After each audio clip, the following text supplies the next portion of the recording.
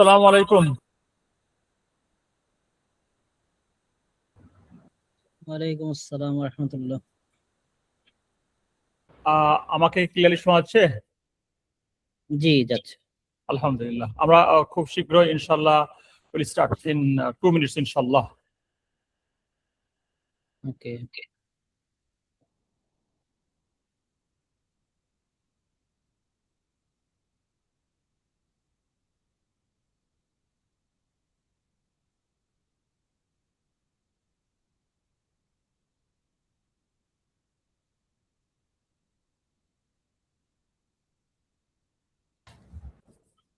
আসসালামু আলাইকুম ওয়া রাহমাতুল্লাহ। বিসমিল্লাহ আলহামদুলিল্লাহ ওয়াসসালাতু ওয়াসসালামু আলা নাবিয়িনা মুহাম্মদ। জি ইনশাল্লাহ আমরা শুরু করি ইনশাল্লাহ। যারা জয়েন করছেন আলহামদুলিল্লাহ। এই সেশনটা রেকর্ড হবে। তো রেকর্ড হচ্ছে, দেখি চেক করে একটু রেকর্ড হচ্ছে কিনা। আহ, জি রেকর্ড হচ্ছে। সেক্ষেত্রে ইনশাল্লাহ ওয়ান্স রেকর্ডিং ইজ ডান ইনশাল্লাহ শেয়ার করব।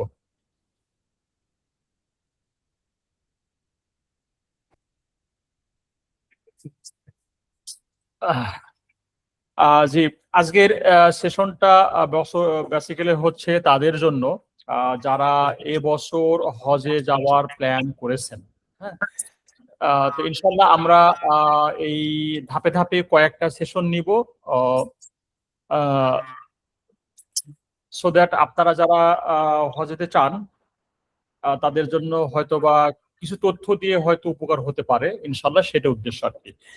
তো আজকের সেশনটা বেসিক্যালি কোনো হজের ফিক নিয়ে আলোচনা করব না, কোনো হজের শরিয়া বিষয়গুলো নিয়ে আলোচনা করব না। বেসিক্যালি আমরা শুরু করব হচ্ছে হজে যাওয়ার জন্য আমাদের বাংলাদেশ থেকে কিভাবে যাব, এবং এখন যেতে হলে হজের এজেন্সি নির্বাচনের জন্য কি কি বিষয় দেখার দরকার, সেই বিষয়গুলো নিয়েই ইনশাল্লাহ আমার পার্সোনাল অভিজ্ঞতা থেকে শেয়ার করব ইনশাল্লাহ তাআলা। আহ, আসলে আমরা অনেকেই হজে যেতে চাই, কিন্তু ঠিক জানি না যে কোথা থেকে শুরু করব। এটা কিন্তু অনেকের কাছে এটা জানা নাই। হয়তো অনেকে শুনেছেন, বাট ডিটেলসটা হয়তো অনেকে এটা জানেন না। তো এই জন্য আমাদের যদি আমরা আগে থেকে জানি যে হজে যাওয়ার জন্য কোথা থেকে শুরু হবে, এটা হলে আমাদের হজের প্রসেসটা বোঝা এবং যাওয়াটা অনেকটা ইজি হবে ইনশাল্লাহ। তো এখানে এখানে একটা গুরুত্বপূর্ণ পয়েন্ট, যেটা এটা সবার শেষে ইনশাল্লাহ আলোচনা করব, যে হজে যাওয়ার জন্য সব থেকে গুরুত্বপূর্ণ যে বিষয়টা, একটা নির্ভরযোগ্য ভালো সঙ্গী, আর লাগবে কি সঠিক দিক নির্দেশনা, আর হচ্ছে একজন এক্সপার্ট বা এক্সপিরিয়েন্সড গাইডের ভূমিকা। তো যদি আপনার হজ সফরের শুরু থেকেই যদি আপনি সঠিক তথ্য জেনে থাকেন, তাহলে যেটা হবে আপনার হজে প্রতিটা ধাপ যেগুলো আছে সেগুলো ইনশাল্লাহ আরো একটু সহজ এবং সুন্দর হবে। তো আজকের সেশনের মূল এজেন্ডা কি? ঠান্ডা ফল ফল খেতে পারতাম না। একটু দাঁত ভালো হওয়ার পর আমি মনে হয় আমি জীবনের প্রথম ঠান্ডা খেয়ে ফেলেছি, আমার এত ভালো লাগতেছে। একটু একটু মিউট করে রাখেন ভাইয়া, একটু মিউট করে রাখেন, একটু মিউট করে রাখেন। আপেল বা মনে হচ্ছে আমি ঠান্ডা জিনিস খাই, সে কথা লিগায় থাকে না ওই যে খেলা বলতো তোমার দৌড় একটু আশরাফ ভাই একটু জিজ্ঞেস করি যদি সম্ভব হয় ছোট্ট একটা ফ্রিজ কিনো। আশরাফ ভাই আপনার এটা একটু মিউট করে রাখেন।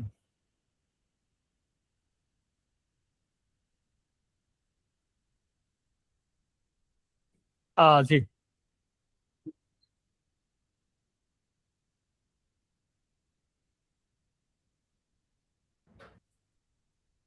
জি।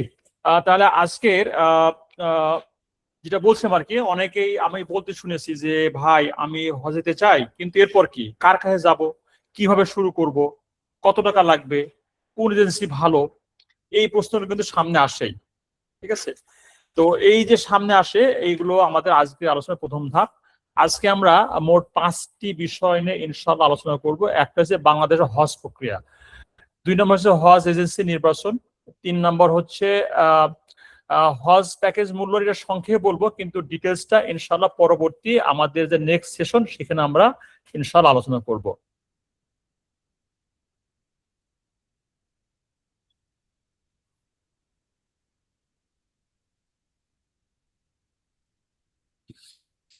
তো থার্ড হচ্ছে বললাম যে হজ প্যাকেজের মূল্যায়ন, 3 নম্বর হলো। 4 নম্বর হচ্ছে যে কি কি ধরনের জিনিস থেকে আমাদেরকে we need to be careful. হ্যাঁ, একটা ভুল সিদ্ধান্ত, একটা যে ভুল সিদ্ধান্ত নিলে যেটা হবে, আমার হজটা হয়তো ক্ষতিগ্রস্ত হবে, আবার at the same time financially হয়তো লুজার হতে পারে। তো এই জিনিসটা আলোচনা করবো ইনশাল্লাহ। আর একটা হচ্ছে আমাদের যে হজের পরবর্তী রোড ম্যাপ কি, এটা আমরা ইনশাল্লাহ আলোচনা করব। তাহলে আজকে সেশনে মূলত এজেন্ডা 4টা, আর একটা সামান্য কিছু আলোচনা করব, বাকি 4টা নিয়ে ইনশাল্লাহ বিস্তারিত আলোচনা হবে, so that we can jump into next step ইনশাল্লাহ। কোনো প্রশ্ন আছে?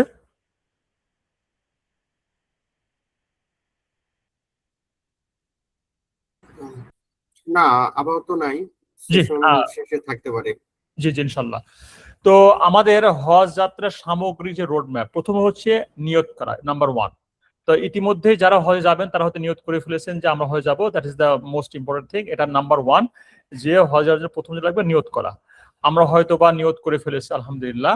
আর সেকেন্ড, 2 নম্বর হিসেবে হচ্ছে হজ এজেন্সি নির্বাচন। বাংলাদেশ থেকে হজ যেতে হলে পরে এখন পর্যন্ত আপনাকে এজেন্সির মাধ্যমে যেতে হবে।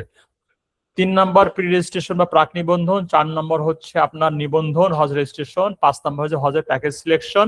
6 নম্বর বাকি official process, visa, vaccination, everything. 7 নম্বর হচ্ছে আমাদের প্রশিক্ষণ বা ট্রেনিং বা প্রস্তুতি। 8 নম্বর সৌদি আরব যাত্রা। এই হচ্ছে আমাদের মূল স্টেপগুলা। কারণ আমরা আজকে যে বিষয়টা আলোচনা সেটা হচ্ছে হজ এজেন্সি নির্বাচন। কারণ আমরা কিন্তু আমাদের নিয়ত করে ফেলেছি, এবং আমরা হজে যাওয়ার জন্য নিয়ত করেছি, এবং এখন আমাদের কি যে কাদের মাধ্যম দিয়ে যাব সেটা হচ্ছে মূল গুরুত্বপূর্ণ বিষয়। তো অনেকেই মনে করেন যে হজের সফরটা শুরু হয় কিন্তু এয়ারপোর্ট থেকে, কিন্তু তা নয়। হজের সফর এয়ারপোর্ট থেকেও হয় না, আবার মক্কাতে গিয়েও হয় না। হজের সফর কিন্তু এখন থেকেই শুরু। মানে অনেকে ভাবেন যে আমাদের সফর কিন্তু হচ্ছে এয়ারপোর্ট থেকে, আমি যখন প্লেনে উঠবো তখন থেকে হজের সফর শুরু। ইট ইজ নট লাইক দ্যাট। হজের সফরটা কিন্তু এখন থেকেই শুরু। বাস্তবে কি হয় যে আমাদের হজের সফর শুরু হয় নিয়ত থেকে, যেটা বললাম আগে, অন্তরের বিশুদ্ধ নিয়ত থেকে এবং আল্লাহকে দোয়া করা। 2 নম্বর হচ্ছে হজের সঠিক নিয়ম নীতি জানা এবং সঠিক তথ্যগুলো সংগ্রহ করা। আর তারপরে কাজটা হচ্ছে প্রতিটা ধাপে সঠিক এবং যাচাইকৃত সিদ্ধান্ত গ্রহণ করা। মানে আমাদের কিন্তু শুরু হচ্ছে এখন থেকেই শুরু হচ্ছে, এবং ইনশাল্লাহ আমরা ধাপে ধাপে এই কাজগুলো ফলো করি, তাহলে আমাদের হজ সফরটা এয়ারপোর্ট থেকে হোক আর মক্কা থেকে হোক, প্রত্যেকটা ধাপে ইনশাল্লাহ আরো সুন্দর হবে। বাংলাদেশ থেকে হজে যাওয়ার মাধ্যম 2টা। একটা হচ্ছে ইদার আপনি সরকারি হজ ব্যবস্থায় যাবেন। আগে আমাদের বলা হয়তো যে ব্যালটি এবং নন ব্যালটি, এই শব্দটা আমাদের বাবাদের আমলে, আব্বাদের আমলে পরিচিত ছিল যে আপনি কি ব্যালটি হজ নাকি নন ব্যালটি হজ। তো ব্যালটি হজ বলতে হচ্ছে যেসব হজ যাত্রী সরকারি হজ ব্যবস্থায় যায় তাদেরকে বলে ব্যালটি, এবং নন ব্যালটি হচ্ছে যারা হচ্ছে বেসরকারি গভর্নমেন্ট অ্যাপ্রুভ এজেন্সির মাধ্যমে যান। তো আপনি খেয়াল রাখবেন, সরকারি ব্যবস্থাপনায় যাওয়ার জন্য আপনাকে যেটা করতে হবে সেটা করতে হবে যে আমাদের গভর্নমেন্টের যে প্রসেসটা ফলো করতে হবে। আর যদি আমি বেসরকারি যাই তাহলে বেসরকারি এজেন্সি যে প্রসেস সেটা ফলো করতে হবে। আমি আপনাদের কাউকে নির্দিষ্ট কোনো পদ বেশি বলছি না। আপনি গভর্নমেন্টে যাবেন নাকি আপনি প্রাইভেট যাবেন এটা নিয়ে আমি বলছি না। আমি আপনাদেরকে 2টা সম্পর্কই বলবো, সো দ্যাট আপনারা সিদ্ধান্ত করেন যে কোনটা গেলে আপনাদের জন্য ভালো হবে। তো প্রথমে বলি সরকারি হজ ব্যবস্থাপনা। সরকারি হজ ব্যবস্থাপনা হোক আর বেসরকারি হজ হোক, দুটাই কিন্তু গভর্নমেন্ট কর্তৃক মানে কন্ট্রোল।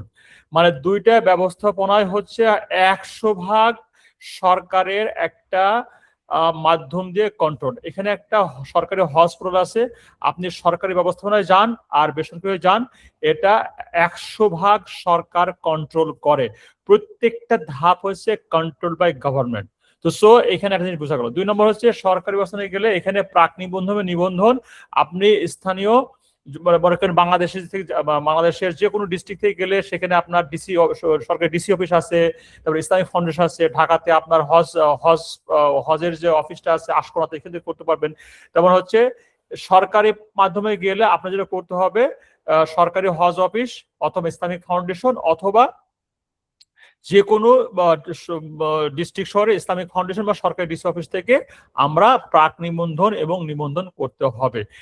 আর যদি আমরা বেসরকারি হয়ে যাই তাহলে আপনাকে অবশ্যই সরকার থেকে নিবন্ধিত যারা অলরেডি অ্যাক্টিভ লাইসেন্সধারী, এই বছরে হজ পরিচালনার জন্য যেসব এজেন্সিগুলো অ্যাক্টিভ আছে তাদের মাধ্যম দিয়েই কেবলমাত্র প্রাক নিবন্ধন বা নিবন্ধন করা যাবে। তার মানে কিন্তু সরকারি ওয়েবসাইটে কিন্তু দুই ধরনের এজেন্সি পাবেন, তারা এজেন্সির লাইসেন্স আছে কিন্তু এবছরে হজের অপারেশন চালানোর জন্য তারা এখন পর্যন্ত অ্যাক্টিভ নন।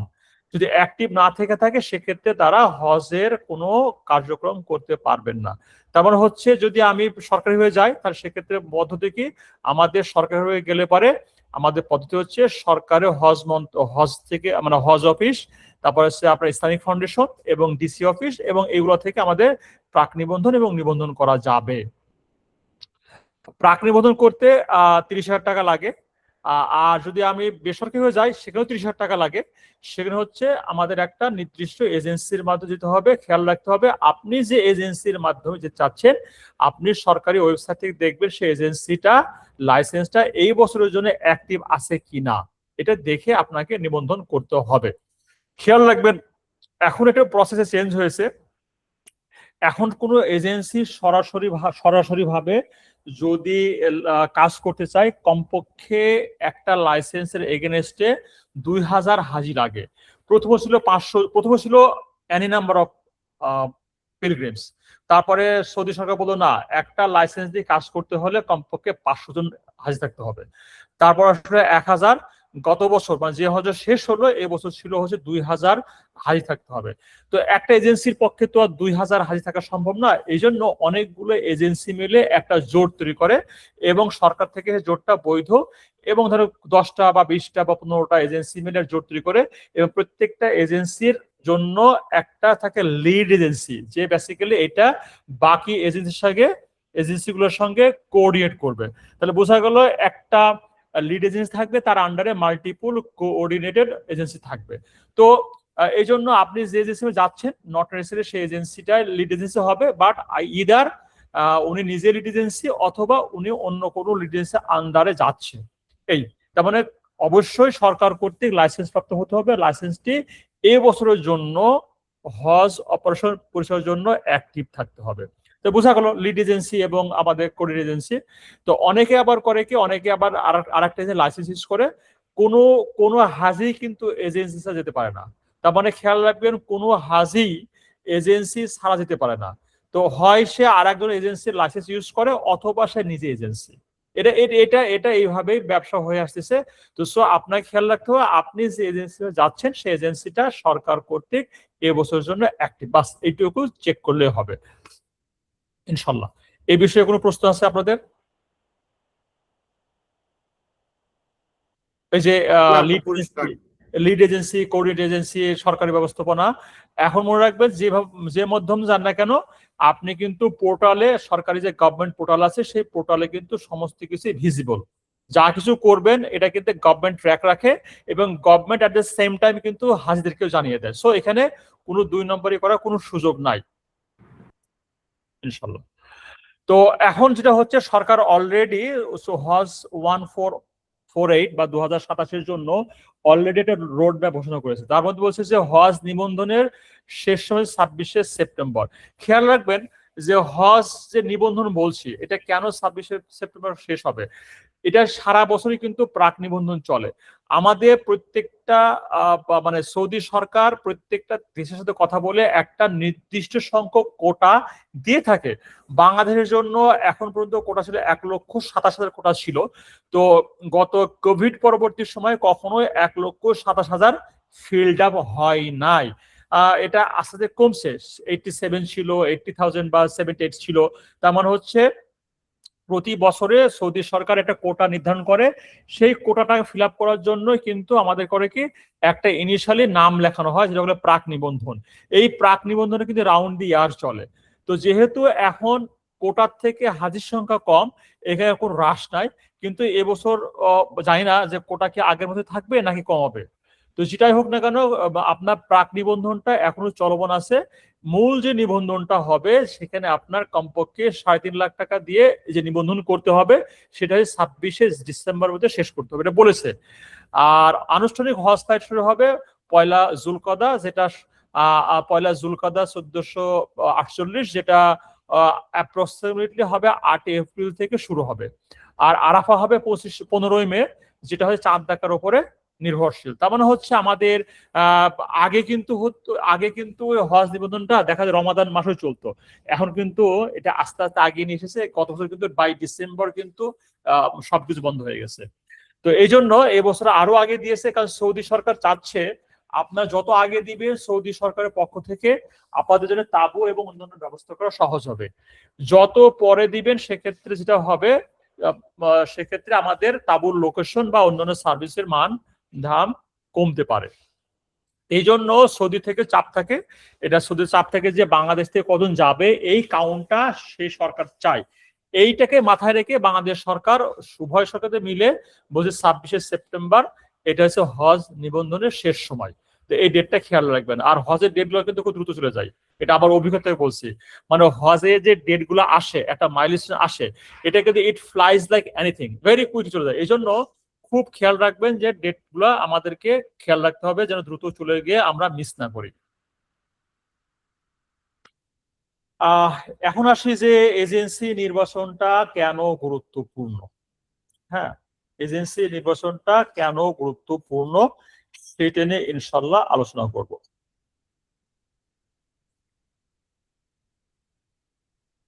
এখন কোন প্রশ্ন আছে? সামনে আগাবো আমরা ইনশাল্লাহ।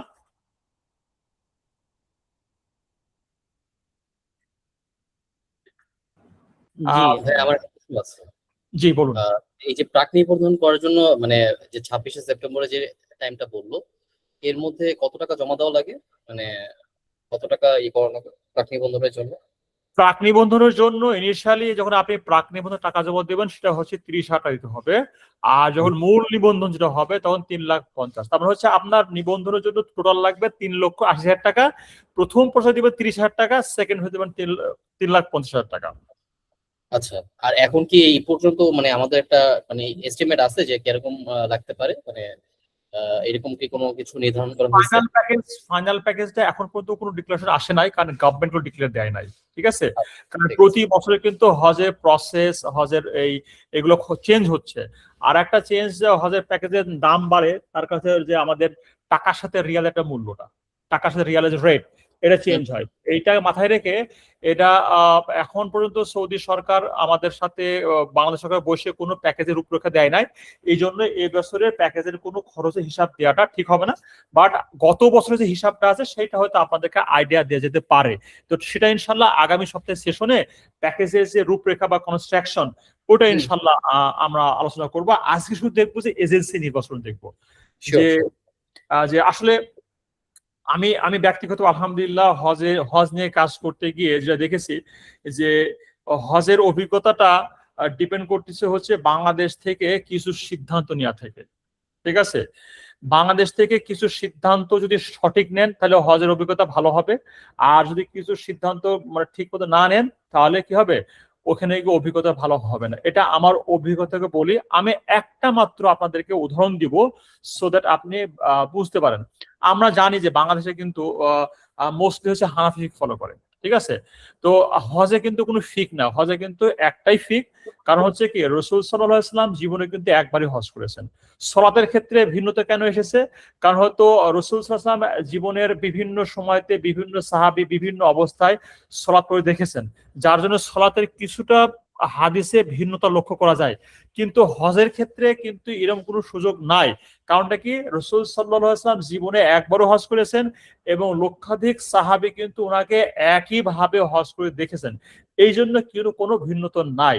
কিন্তু আমাদের দেশে যেটা হয়, আমাদের অনেকে আছে হানাফি ফিক ফলো করেন, কেউ শাফি ফিক ফলো করেন, কেউ মালিকি ফিক ফলো করেন, কেউ আবার আহলে হাদিস ফলো করেন, বিভিন্ন রকম ফিক ফলো করেন, যার জন্য অনেক সময় মনে তারতম্য হতে পারে। সেখানে দেখেছি একটা ভেরি বিগ ডিফারেন্স, সেটা হচ্ছে যে মিনাতে থাকা না থাকা। 10 তারিখ থেকে 10, 11, 12 তারিখে মিনাতে থাকা না থাকে একটা ফারাক আছে। তো আপনি যদি মনে করেন যে আপনি মিনাতে থাকবেন কিন্তু আপনার এজেন্সি ওই সময় থাকে না, তাহলে কিন্তু ওই এজেন্সিতে যদি আপনি যান তাহলে কিন্তু আপনি এটা পালন করতে পারলেন না। আমি বুঝতে পেরেছি আপনার নিয়ত হচ্ছে যে আপনি 10 তারিখে, 11 তারিখে বা 12 তারিখে আপনি মিনায় থাকবেন, অথচ আপনি যে এজেন্সির মাধ্যমে যাচ্ছেন সেই এজেন্সি আবার 10 তারিখে বা 11 তারিখে বা 12 তারিখে মিনায় থাকেন না। তাহলে কি হবে? তাহলে যেটা হবে, তাহলে আপনার চাওয়াটা কিন্তু হলো না। এই জন্য আপনাকে আগে থেকে আপনি যে মানসিকতা নিয়ে হজ করতে চাচ্ছেন, আপনার চাওয়ার উপর ভিত্তি করে ওই এজেন্সি গুলোকে সিলেক্ট করবেন। না হলে সেখানে গিয়ে, আরে আপনি তো জানেন না, সেখানে গিয়ে দেখলে আপনি চাচ্ছেন এই মিনায় থাকতে, ভাই আমরা তো মিনায় যাবো না। আপনি চাচ্ছেন আজকেই করতে, ওরা বলে আপনি আজকে করবো না। তো এই জন্য আপনার হজের অভিজ্ঞতাটাকে ভালো করার জন্য আপনার যে চাওয়াটা, সেই চাওয়াটার উপর ভিত্তি করে এজেন্সি সিলেক্ট করবেন। তো এই জন্য আমাদের এজেন্সি সিলেকশনটা খুবই গুরুত্বপূর্ণ। তো আপনার হজ সফরের স্বাচ্ছন্দ্য এবং ইবাদতের একাগ্রতা নির্ভর করে যে আপনার কিছু সঠিক সিদ্ধান্তের উপরে। তারপরে নাম্বার 1 হচ্ছে আপনার যে হোটেলে থাকবেন সেই হোটেল থেকে আপনার হারাম শরীফের দূরত্ব কত। তো এইটার উপর বেস করে বেসিক্যালি আপনার ডেইলি যে কষ্টটা নির্ভর করে। সে মনে করে আপনাকে বলবে হারাম শরীফ থেকে হোটেলের দূরত্ব 800 মিটার। এটা যখন বলছে তখন আপনাকে খেয়াল রাখতে হবে ওরা কিন্তু বলছে হারাম শরীফের আউটার বাউন্ডারি থেকে, তার মানে হচ্ছে হারাম মসজিদের যে কোর্টিয়ার্ডের আউটার বাউন্ডারি থেকে 800 মিটার। তারপরে কোর্টিয়ার্ড থেকে আপনাকে মসজিদ ঢুকতে আরো কমপক্ষে 5 থেকে 7 মিনিট বা 10 মিনিট হাঁটতে হতে পারে। তো আপনি অবশ্যই দেখবেন যে আপনি যে এজেন্সি যাচ্ছেন সেই এজেন্সি হোটেলগুলা কত দূরত্ব রাখছে সেটা আপনার আগে থেকে কনফার্ম করে নেবেন যে আমার হোটেলটা হারাম মসজিদের বাউন্ডারিতে কত মিটার দূরত্ব। ঠিক আছে, এবার এই দূরত্বের উপর বেস করে বেসিক্যালি আপনার প্যাকেজের টাকাটা কম বেশি হয়ে থাকে।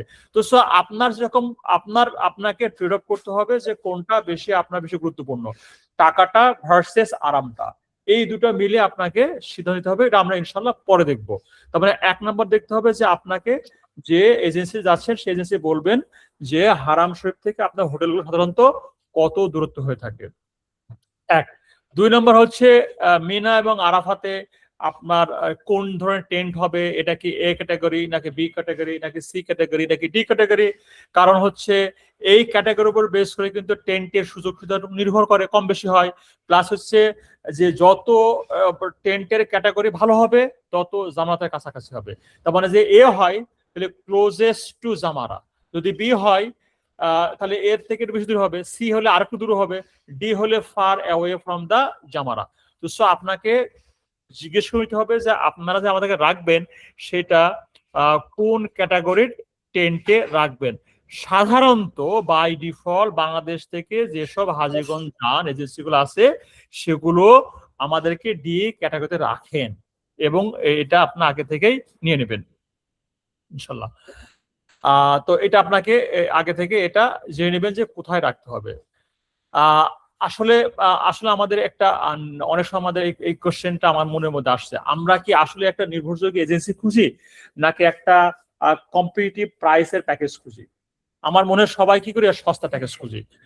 হ্যাঁ, দামটা তো অবশ্যই গুরুত্বপূর্ণ, দামটা তো অবশ্যই গুরুত্বপূর্ণ, কিন্তু আমরা বেশিরভাগই যখন এজেন্সি সিলেক্ট করি তখন কিন্তু আমরা ফোকাস করি প্রাইসের উপরে, যেটা একটা কিন্তু খুবই ভুল একটা কনসেপ্ট। আপনি অবশ্যই প্রাইস দেখবেন, কিন্তু এট দ্য সেম টাইম দেখতে হবে আপনার প্রাইসের সঙ্গে এজেন্সির মানটাও দেখতে হবে। তো আমি শুধুমাত্র এজেন্সি সিলেকশনের ক্ষেত্রে শুধু সস্তা প্যাকেজটার উপরে বেস করি, ও এজেন্সি এত কম টাকায় দেয়, so let us select that agency. No, এটা হয়ে থাকলে এটা কমপ্লিটলি রং হবে। আমি কি আপনি বলতে পেরেছি? তো আমরা বেশিরভাগই আমাদের সাইকোলজি কাজ করে যে সস্তা প্যাকেজ যে এজেন্সি দেয় সেই এজেন্সিটাই হচ্ছে ভালো। তো এই জন্য বলে সস্তা মানেই কিন্তু ভালো নয়, সস্তা মানেই কিন্তু ভালো নয়, কারণ দেখা যাবে যে সে যে টাকাটা দিচ্ছে সেখানে কিন্তু বেসিক সার্ভিস আছে, ওই সার্ভিসটা নিতে হলে আপনাকে টাকা খরচ করতেই হবে। তো সেক্ষেত্রে ওইটা যদি আপনি সেই টাকা না দেন কোনো এজেন্সি বেসিক্যালি সেই সার্ভিস দিতে পারবে না। তো এই জন্য অনেক সময় অতিরিক্ত কম মূল্যের আড়ালে অনেক সময় নিম্নমানের হোটেল কিংবা কোনো হিডেন বা লুকায়িত খরচ থাকে যেগুলো আমাদের আগে থেকেই জেনে নিতে হবে। আবার দামি প্যাকেজ মানেই কিন্তু সেরা প্যাকেজ নয়। আমরা অনেক সময় মনে করি যে দামি প্যাকেজ মানে সেরা প্যাকেজ। এইবার আমি একটা উদাহরণ দিচ্ছি, এবার আমাদের অনেক হাজিরা, আমার ফ্রেন্ড অনেক গিয়েছিল, ওরা একদম সেরা প্যাকেজে গিয়েছিল উইথ ম্যাক্সিমাম প্যাকেজ প্রাইসে এ ক্যাটাগরিতে, কিন্তু গিয়ে দেখা যাচ্ছে ওখানে গিয়ে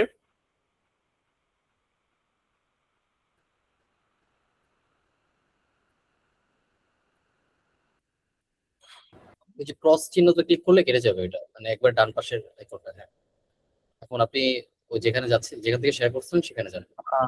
শেয়ারটাই চলে গেছে, আবার শেয়ার করতে জানি। হ্যাঁ জি, আমি আমি বুঝছি, আমি খেয়াল করে এতক্ষণ চলছে। সরি,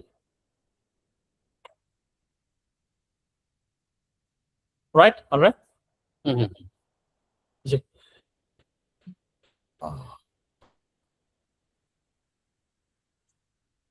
আসছে না? ঠিক আছে। জি জি জি, এখন ঠিক আছে। তো অনেকে মনে করে দামি প্যাকেজ সেরা প্যাকেজ, সে ম্যাক্সিমাম প্রাইস দিয়ে গিয়েছে, সেখানে গিয়ে সে ওইরকম সার্ভিস পান নাই। কারণটা কি, ওখানে হয়তো অনেক কিছু ইস্যু ছিল যেগুলো হয়তো আউট অফ কন্ট্রোল হতে পারে। বলেছিল এ ক্যাটাগরি দিবে, হয়ে গেছে বি ক্যাটাগরিতে, তাহলে কি হলো? তাহলে তো হলো না। তাহলে আমাদের খেয়ালে দামি প্যাকেজ মানে সবসময় সেরা প্যাকেজ নয়। আবার প্যাকেজের মূল্য যে বেশি হলেই যে আপনি একদম সব থেকে বেস্ট সার্ভিস পাবেন, এটাও কিন্তু নট গ্যারান্টেড। তাদের খেয়াল রাখতে হবে দুটো বিষয়, যে সস্তা প্যাকেজ মানে ভালো প্যাকেজ নয়, আবার দামি প্যাকেজ মানে সেরা প্যাকেজ নয়। আমাদেরকে এটাতে ট্রেড অফ করতে হবে, আমাকে ফোকাস করতে হবে আমার কোথায় মূল ফোকাসটা। আমার কি ইবাদতে বেশি ফোকাস, নাকি আরামে বেশি ফোকাস? আমাকে হোটেলে বেশি ফোকাস, নাকি আমার শরিয়ার দিকে বেশি ফোকাস? আমাকে আমার প্যাকেজের দিকে, আমার যে চাওয়ার দিকে মাথায় রেখে আমাদেরকে এজেন্সি সিলেক্ট করতে হবে। তার মানে কিছু কিছু এজেন্সি আছে ম্যাক্সিমাম প্রাইস দিয়ে প্যাকেজ সিলেক্ট করে, দ্যাট ডাজন্ট মিন দ্যাট তারা সেরা সেরা এজেন্সি। আবার কেউ কেউ সস্তা প্যাকেজ দেয়, তার মানে ভালো নয়। এটা কিন্তু সস্তা প্যাকেজ বা দামি প্যাকেজ, এইটা দিয়ে কোনো এজেন্সির ভালো বা খারাপ নির্ধারণ করা যাবে না।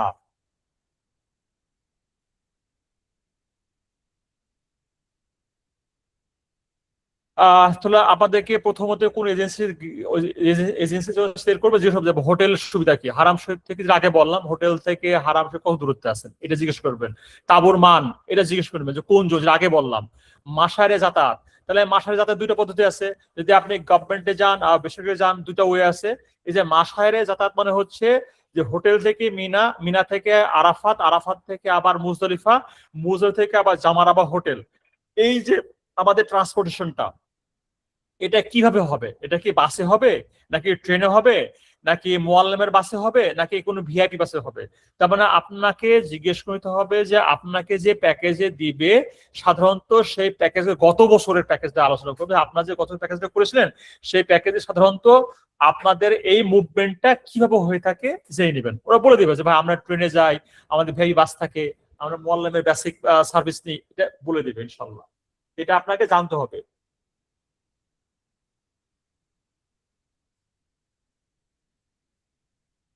তারপর হচ্ছে এইখানে হজে গিয়ে মানুষ সব থেকে বেশি কি খোঁজেন? সব থেকে হজে গিয়ে বেশি খোঁজে একটা গাইডেন্স, একটা গাইডেন্স খোঁজে, যে আমাকে প্রতিটা ধাপে গাইড করবে। কারণটা কি, সে জানে না এখানে this is the first time in his life উনি এখানে এসেছেন, আগে কোনো হজ করে নাই। এই জন্য সবাই একটা নিরাপত্তা চাই, একটা একটা প্রপার একটা ডিরেকশন চাই, একটা গাইডেন্স চাই, একটা একটা সহায়তা চাই। হজে গিয়ে কিন্তু এইগুলো সবাই চায়। খাবারের ব্যবস্থা কোন থাকবে, তবে জরুরি অবস্থায় আমাদের কিরকম ভাবে যোগাযোগ করব, এই বিষয়গুলো তো হজে গিয়ে চাই।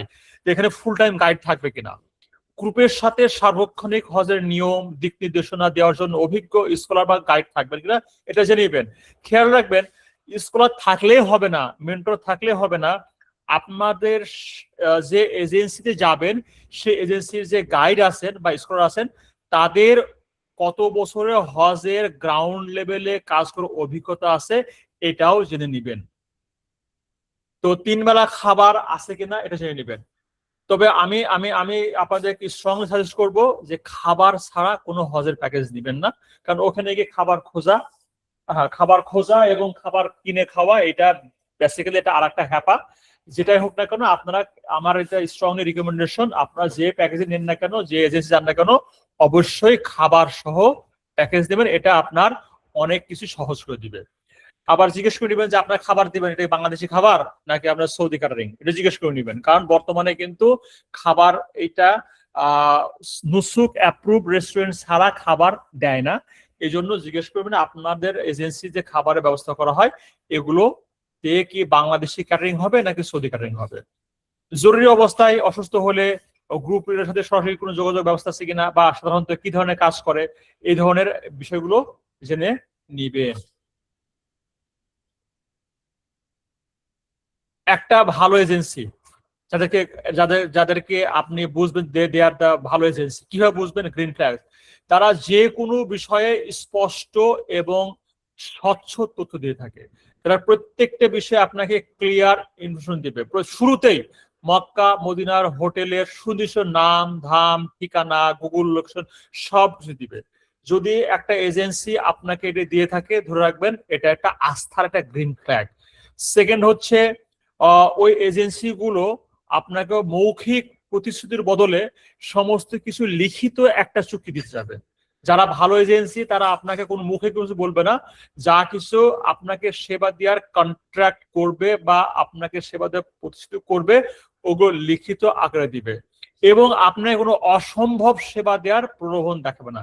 মানে এমন কিছু সেবা দেওয়ার আপনাকে বলবে সেটা তার পক্ষে দেওয়া সম্ভবই নয়, কারণটা কি সেটা আয়ত্তাধীন নয়। এরকম একটা উদাহরণ দিব আপনাকে, যে হয়তো এজেন্সি গুলো বলবে আপনাকে বলবে ডি ক্যাটাগরিতে নিয়ে বলবে যে আপনাকে আমরা বাফেট খাবার দিব 3 বেলা, আপনার জন্য একদম ঝকঝকে তকতকে বাথরুম থাকবে, আপনার জন্য সফরে গাড়ি রেডি থাকবে, আপনি রুম থেকে বের হলে গাড়ি পাবেন। এগুলো not possible. Category D, it is not possible. তার মানে আপনাকে অবশ্যই কিন্তু রিয়েলিস্টিক কিছু আপনাকে একটা কমিটমেন্ট দিবে সে। আপনি নিজেও বুঝবেন যে দিস ইজ নট রিয়েলিস্টিক। আপনি টাকা দিচ্ছেন হচ্ছে আপনার 3 বেলা শাক ডাল ভাত খাওয়ার জন্য, আপনাকে বললাম 3 বেলা আপনাকে 5 স্টার বাফেট দিব। আপনি বুঝছেন যে এটা সম্ভব না।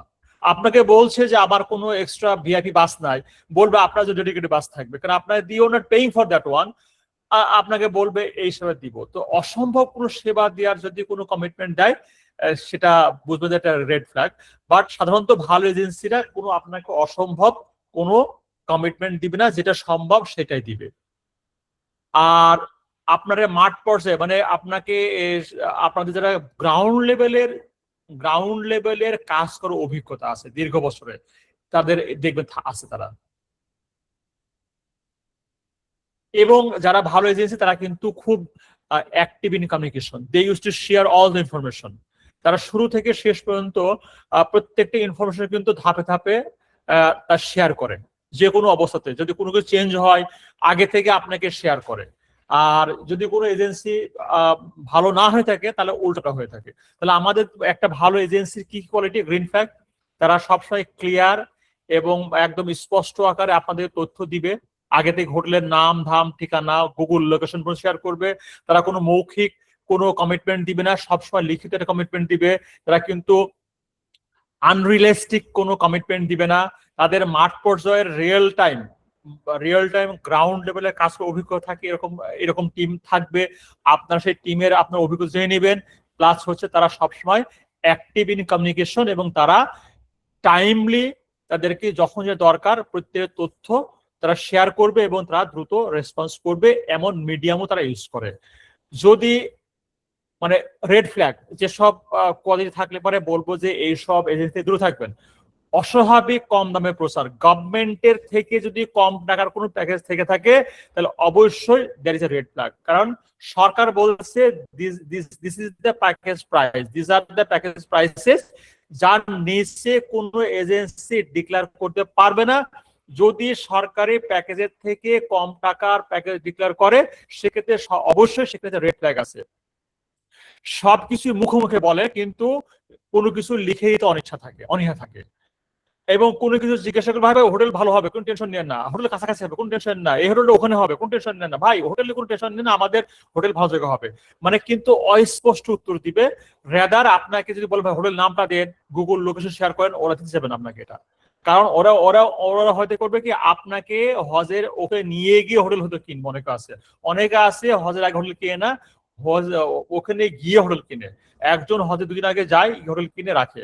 তো এই জন্য খেয়াল রাখবেন, ভালো এজেন্সি হলে আপনাকে আগে ভাগে তথ্য শেয়ার করবে, আর যেসব এজেন্সিগুলো রেড ফ্ল্যাগ গুলো থাকবেন তারা হোটেল বা অন্য লজিস্টিক সম্পর্কে সুনির্দিষ্টভাবে কোনো তথ্য শেয়ার করা থেকে এড়িয়ে যাবে। তারা ব্যক্তিগত অ্যাকাউন্টে লেনদেন করবেন না, অবশ্যই কোনো টাকা ফেরত দিবেন কোম্পানির কোনো অ্যাকাউন্টে দিবেন, অফিসিয়াল ব্যাংক অ্যাকাউন্টের বাইরে কোনো লেনদেন করবেন না। হ্যাঁ, তারা চাইবে ভাই এটা আমার অ্যাকাউন্টে পাঠিয়ে দেন, না, আপনি দেখবেন যে আপনি যে টাকা দিচ্ছেন সে কোনো কোম্পানির অ্যাকাউন্ট কিনা, ব্যক্তিগত কোনো অ্যাকাউন্টে টাকা দিবেন না, অবশ্যই কোনো কোম্পানির অ্যাকাউন্টে টাকা লেনদেন করতে হবে। তারপর ওই যে বলো অতিরিক্ত অবাস্তব প্রতিশ্রুতি, কঠিন ভিআইপি মিনা জোনে অসম্ভব লাক্সারি সুবিধা পাওয়ার অলিক আশ্বাস দেওয়া। মানে ভিআইপি টেন্টের টাকা আপনি দেন নাই, কিন্তু আপনাকে সেই সমস্ত সুযোগ দেওয়ার বা সুবিধার একটা আপনাকে লাক্সারি সুবিধার একটা আপনাকে একটা কমিটমেন্ট দিবে। যদি এইগুলো করে থাকে তাহলে আপনি ধরুন রেড ফ্ল্যাগ। তো এই ধরনের এজেন্সি থেকে আপনারা সাবধান থাকতে হবে।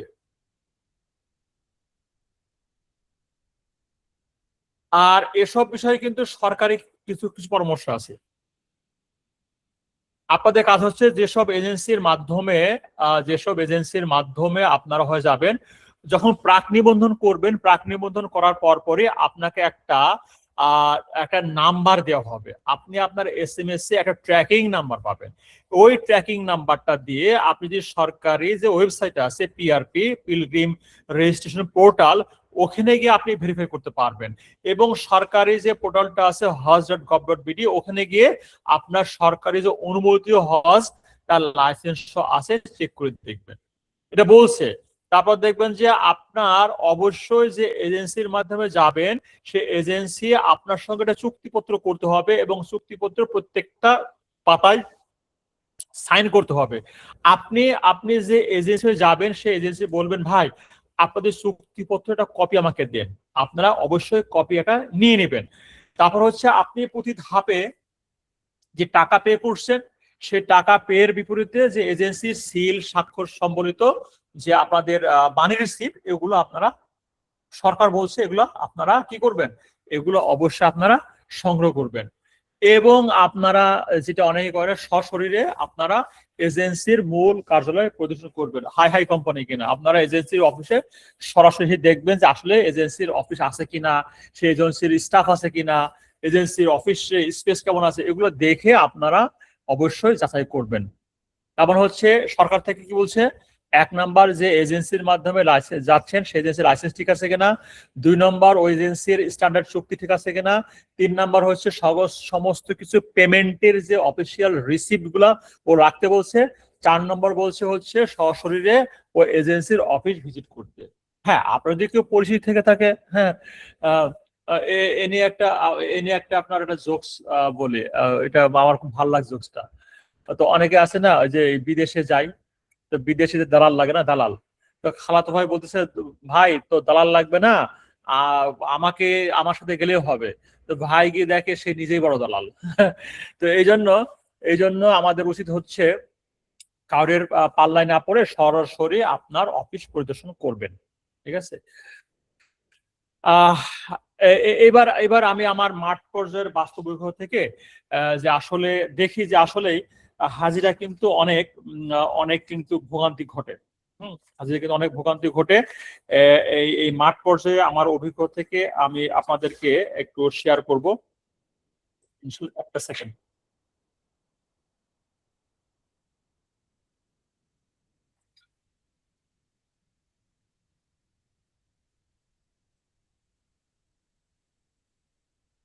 সরি, চা খাচ্ছিলাম, জি।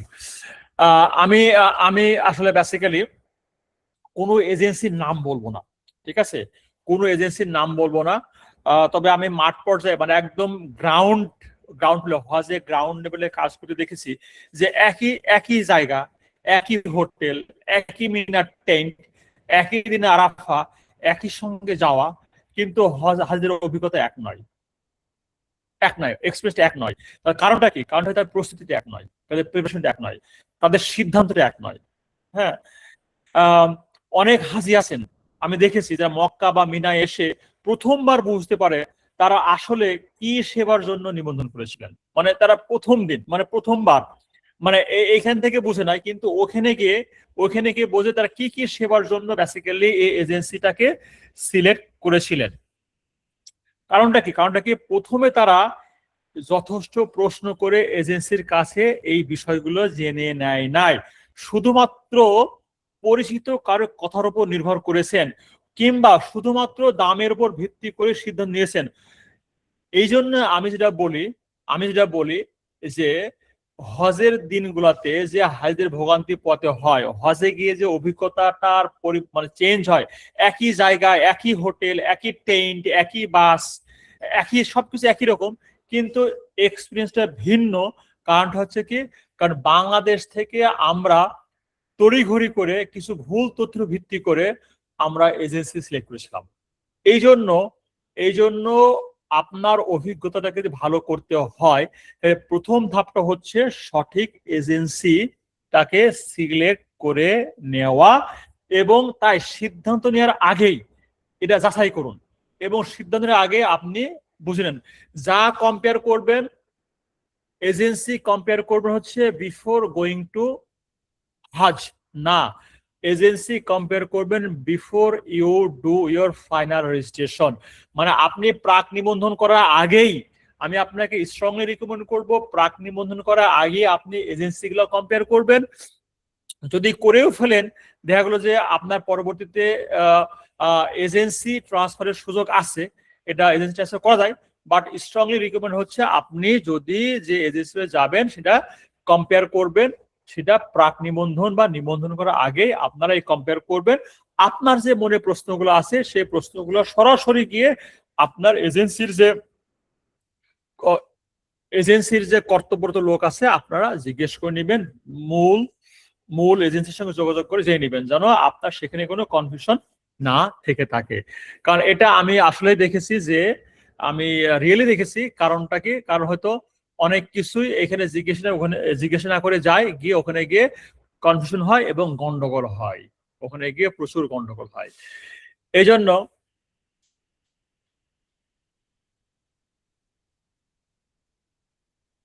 জন্য যেটা আমি বলবো, যে আজকের সেশনের যে মূল যে বার্তাটা সেটা হচ্ছে যে আপনি আমাকে এখন জিজ্ঞেস করতে পারেন যে কি কি লাগতে পারে, এটা আমাদের সেশন চলবে। যেমন সরকারি নিবন্ধন বা প্রাথমিক কি কি ডকুমেন্ট লাগে, এজেন্সির বৈধ আছে কিনা, প্যাকেজের বাইরে কি খরচ হয়ে থাকে, আপনারা যে কোনো ধরনের প্রশ্ন এখন করতে পারেন, তারপরে আমরা সামনের দিকে আগাবো ইনশাল্লাহ।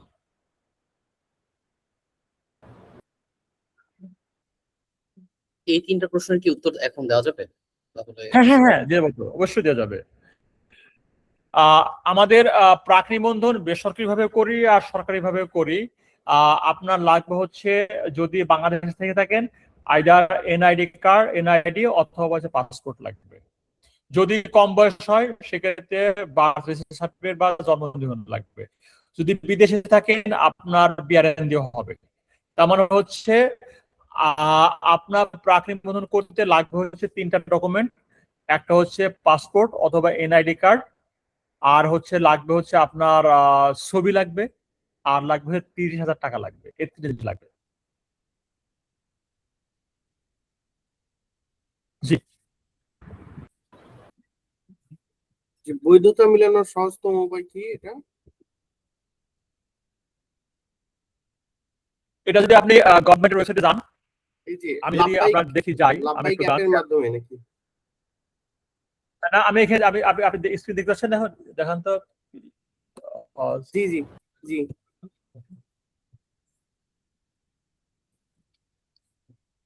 আপনি দেখতে পাচ্ছেন কোনো কিছু? না, আপনি তো হচ্ছে হ্যাঁ, এই যে অনলাইনে হচ্ছে যে আজকে প্রেজেন্টেশন শেয়ার করছেন। হ্যাঁ, আজকের মূল বার্তা এটা দেখতে পাচ্ছি।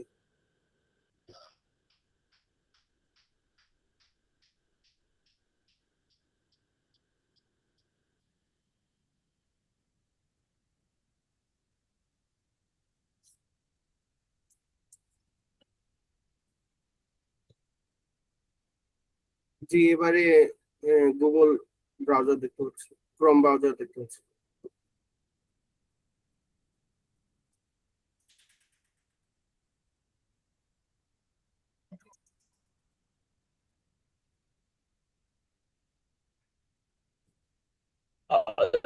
সাইট বন্ধ রাখি আমাদের হসপিটাল।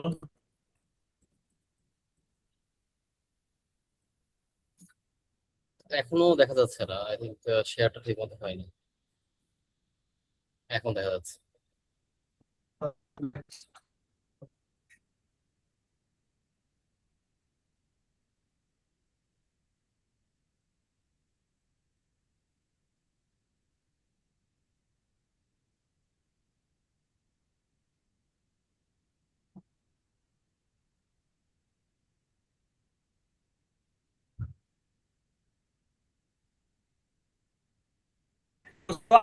এই সাইট দেখেন, তাহলে দেখেন আমি বলবো আপনাকে দেখিয়ে দিচ্ছি, আমি আপনাকে মাছ শেখাই দিচ্ছি, ঠিক আছে?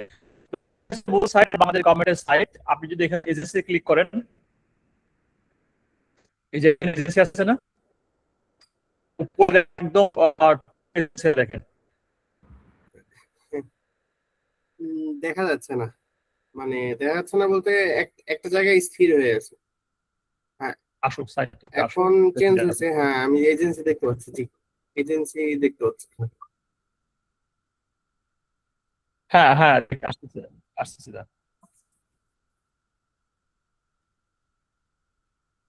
আসতেছে, সাইটটা খুব স্লো হচ্ছে এখন।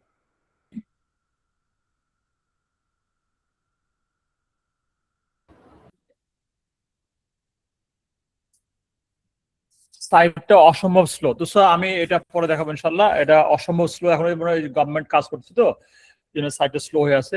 তো এইখান থেকে আপনি এজেন্সি ক্লিক করলে আপনি মোটামুটি এজেন্সি গুলো দেখতে পাবেন। হ্যাঁ, এখানে কোন এজেন্সি আছে আর কি। জি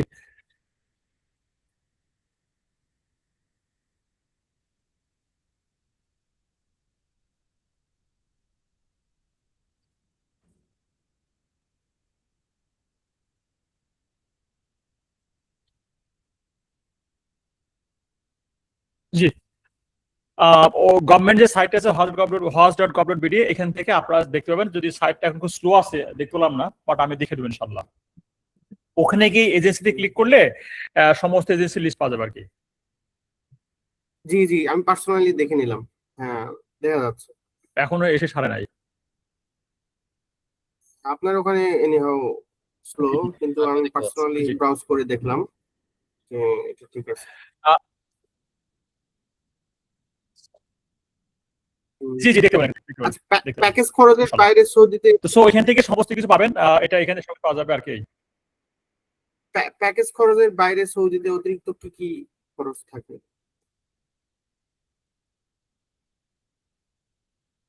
আসলে প্যাকেজের খরচের বাইরে সৌদির শুধুমাত্র খরচ হয়ে থাকবে আপনার বর্তমানে সুযোগ শুধু কেনাকাটা, আর কিছু না। আচ্ছা, কারণ এভরিথিং ইজ ইনক্লুডেড প্যাকেজ। হুম, আহ, আর সরকারি কেনাকাটা ছাড়া আপনার সব ধরনের মোটামুটি। বুঝতে পারছি। আচ্ছা, সরকারি যে প্যাকেজ গুলো দেয়, মানে আপনার এখানে এসে আমি আমি অ্যাকচুয়ালি যে প্রথমে যে আপনি স্লাইডটা দেখালেন যে সস্তা, তো আমি আসলে এই সস্তা ইয়েই খুঁজতেছিলাম যে সস্তা, তো সস্তার মধ্যে তো দেখি যে সরকারি গুলো বেশ ভালো অফার করে অল্প প্রাইসে। তো হ্যাঁ এগুলাতে সরকারি প্যাকেজে বলি জি জি, বলুন শেষ করেন আপনি। জি, এগুলাতে কি সমস্যা হয়, এগুলার সার্ভিস কেমন? আমি আমি আপনাকে সরকারি প্যাকেজটার কনসেশন বলি। সরকার বেসিক্যালি নাম্বার ওয়ান হচ্ছে, সরকার এটা কোনো ব্যবসা না। নাম্বার ওয়ান, সরকারের হচ্ছে হজ হচ্ছে সেবা। তার মানে হচ্ছে সরকারের একটা দায়বদ্ধতা আছে কি বাংলাদেশের হাজিদেরকে সেবা দিবে। যেহেতু সেবা দিবে, এখানে কিন্তু বিজনেস কোনো মাইন্ডসেট নাই, তার মানে কোনো লাভের কোনো অংশ নাই। আর এজেন্সি গুলো অবশ্যই একটা ব্যবসা করে, সেখানে লাভের একটা অংশ থাকে। তো এটা একটা ফারাক হয়ে গেল একটা, নাম্বার ওয়ান। ক্লিয়ার? আচ্ছা, দুই নম্বর হচ্ছে জি সরকারি যেটা করে, সরকার নিজস্ব ব্যবস্থাপনায় আগে থেকে ওখান থেকে এরা আপনার হোটেল থাকে। হ্যাঁ, তো এখানে হচ্ছে যে হোটেলটা দুই রকম হোটেল করে বা তিন রকম করে থাকে। তো ওখানে যে সুবিধা হলো যে সরকারের যে হোটেলগুলো আগে থেকে ফিক্স থাকে এবং ওই দূরত্বটা ফিক্সড, এবং এখানে আপনার ঠকার সম্ভাবনা নাই। ঠিক আছে, যে প্রবলেমটা হচ্ছে সেটা প্রবলেম হচ্ছে যে ওখানে আপনি ভালো গাইডেন্স পাবেন না। কারণ ওখানে গাইডটা থাকে হচ্ছে হচ্ছে সরকারি কোনো অফিসের কোনো হয়তো বসের বা একজনের, আমি উইথ রেসপেক্ট, হয়তো ড্রাইভার অথবা পিয়ন অথবা হচ্ছে তার পরিচিত কেউ যাচ্ছে অ্যাজ এ গাইড হিসেবে যাচ্ছে। ঠিক আছে, তো সে আগে কোনো হজ করে নাই, তার কাছে নতুন, সে আপনাকে কি গাইড দিবে, মানে কাইন্ড অনেকটা এরকম হচ্ছে যে হুম নাকি কানাকে পথ দেখাতে পারবে? পারবে না। নাম্বার 2। বুঝতে পারছি। নাম্বার 3 হচ্ছে এখানে আপনাকে খাবারটা নিজে অ্যারেঞ্জ করতে হবে। আপনি রোদের ভিতরে আপনাকে 3 বেলা খাবার এটা খোঁজাটা অনেক কষ্টকর। নাম্বার 3। নাম্বার 4 হচ্ছে ওইখানে আপনার যে কোনো প্রিফারেন্স আপনাকে আপনি যে ধরেন আপনার কোনো সমস্যা হইলো কাকে ধরবেন? এজেন্সিকে তো আপনি অনেক সময় আছে না, এজেন্সিকে তো একটা গালি দিলেও তো ভাল লাগে যে ভাই আমি সার্ভিস পাই নাই, গালি দিয়েও একটা মানসিক শান্তি পাইলাম। কিন্তু ওখানে আপনি তো হুম, গালি দিয়েও শান্তি পাইবেন না। আপনি কাকে গালি দিবেন? সরকার গালি দিবেন? কাকে হুম, মানে ওই যে গালি দিলেন কার গায়ে লাগবে বলেন? আপনি যে গালি দিলেন কার গায়ে লাগবে? আপনি পরের বার না গেলে সর্বজ আসে না। কিন্তু এটা এজেন্সি কিন্তু যখন আপনি গালি দেন এজেন্সি সিরিয়াসলি নাই, কারণ এটা ব্যবসা এটা। হ্যাঁ, এটা গেল একটা। 4 হুম, নম্বর হচ্ছে 4 নম্বর যেটা 3 নম্বর 4 নম্বর যেটা হচ্ছে যে ওখানে গেলে যে সমস্যাটা হলো আপনার শরিয়া যে গাইডটা একদম পাবেন না। হজ কিন্তু বুঝতে হচ্ছে পারছি। হজ কিন্তু এমন একটা ইবাদত একদম টাইমলি ফ্যাশনড হবে। এখানে নির্দিষ্ট দিনে নির্দিষ্ট সময়ে নির্দিষ্ট কাজ করতে হবে। এখন কোনো একটা কাজ যদি আপনি এদিক ওদিক হয়ে যায়, who will basically guide you? কোনো সুযোগ নাই, এটা একটা। তারপর হচ্ছে ওখানে আপনার আমি বলি যদি আপনি গভর্নমেন্টের প্যাকেজ যেতে চান তাহলে সেক্ষেত্রে যদি আপনি সেকেন্ড টাইম যান আমি বলবো আপনি গভর্নমেন্ট প্যাকেজ যান, কারণ আপনি you are already known to everything, you already know every places. Second time গেলে আমি বলবো আপনি গভর্নমেন্টে যান। বাট ফার্স্ট টাইমটা আপনার হজ কিন্তু প্রথম হজে কিন্তু ফরজ হজ, সেক্ষেত্রে আমি বলবো প্রথম হজে ফরজ হলে পরে তাহলে যে পরিপূর্ণ করতে চান আপনার ভালো একটা স্কলার থাকতে হবে। হ্যাঁ, ভালো একটা স্কলার থাকতে হবে, এরকম যাবেন। তো এই জন্য আমি বলবো যে গভর্নমেন্টের সুবিধা হলো আপনার ঠকবেন না। নাম্বার 2 হলো হচ্ছে আপনার এখানে টাকা যে দেয় সার্ভিসটাকে আপনাকে নিজে এনশিওর করতে হবে। যেমন এটা বললাম, হুম, তারপর টাওয়ারটা অ্যারেঞ্জ করতে নিজে, আবার সমস্ত মুভমেন্ট নিজে করতে হবে, নিজে দায়িত্ব করতে হবে, এখানে কোনো গাইডেন্স থাকবে না। আর দ্বিতীয় কথা হচ্ছে সার্ভিস খারাপ ভালো যাই হোক না কেন আপনার রাগ ঝাড়া কোনো লোক পাইবেন না, ঠিক আছে? মানে এটা এটা আমি একটু বুঝতে একটু পারছি। ফানি হিসেবে জি, বললাম, but this is really. But যদি আপনি চান যে আপনি হজের সমস্ত কিছু জানেন, আপনি you can guide yourself, তাহলে আমি বলবো আপনি গভর্নমেন্ট প্যাকেজ যান। It is very good for মানে ভ্যালু ফর মানি। কারণ এখানে কোনো আপনার কোনো ওই যে এক্সট্রা যে টাকাটা অন্য বুঝতে পারছি। লাভ করে সেই লাভের টাকা এখানে নাই। আমি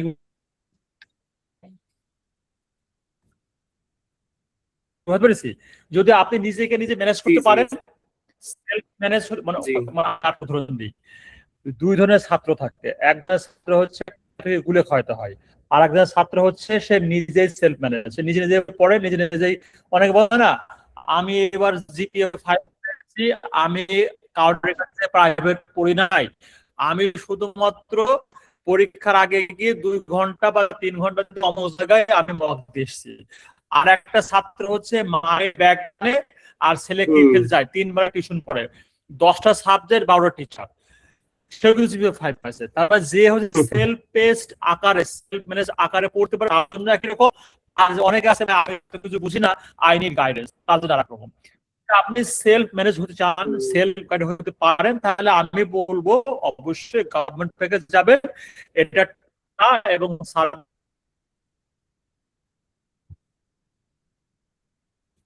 মিলে আমি বলবো এটা ভালো একটা সুযোগ। আর যদি বলেন না আমার ওইটা নাই, আমি I should be guided also, তাহলে government package is not fit for. আমি কি আমাদের বলতে পারি? জি, হ্যাঁ, হ্যাঁ, একদম ক্লিয়ার। আমি আমি ক্লিয়ার। হ্যাঁ, আমার কথা শোনা যাচ্ছে? হ্যালো, জি, আপনি হ্যাঁ, আমি উত্তর পাইছি। হ্যাঁ, আপনি সুন্দর উত্তর দিয়েছেন। তার জি শুনতে পাচ্ছি, যে একদম ক্লিয়ার, জি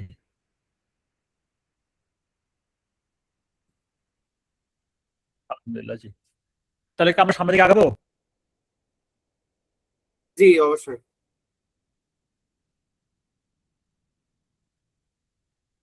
এইটাতে আসার আগে আমি একটা স্ক্রিন শেয়ার, এখানে আসার আগে আমি একটা স্ক্রিন শেয়ার দিই ইনশাল্লাহ। ইনশাল্লাহ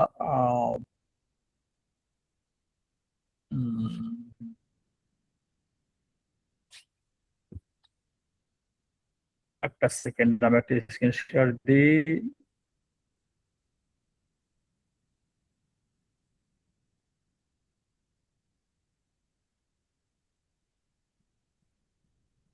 আসছে না?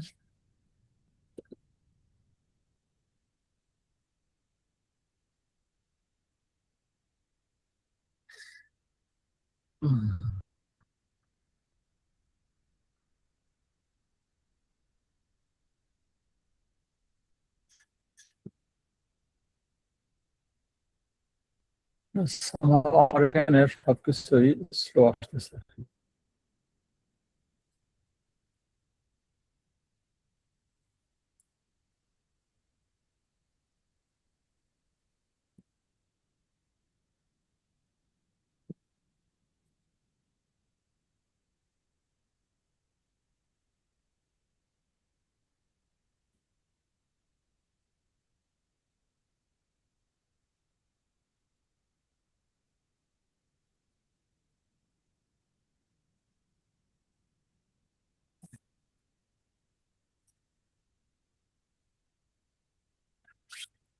আপনারা যদি দেখতে পাচ্ছেন, জি, হজ এজেন্সি ও প্যাকেজ বাছাই এটা দেখতে পাচ্ছি। এটা সম্পর্কে আমি একটু আপনাদের আলোচনা করবো ইনশাল্লাহ। এটা আপনাদেরকে দিয়ে দেবো ইনশাল্লাহ। এটা আমি সরি, জি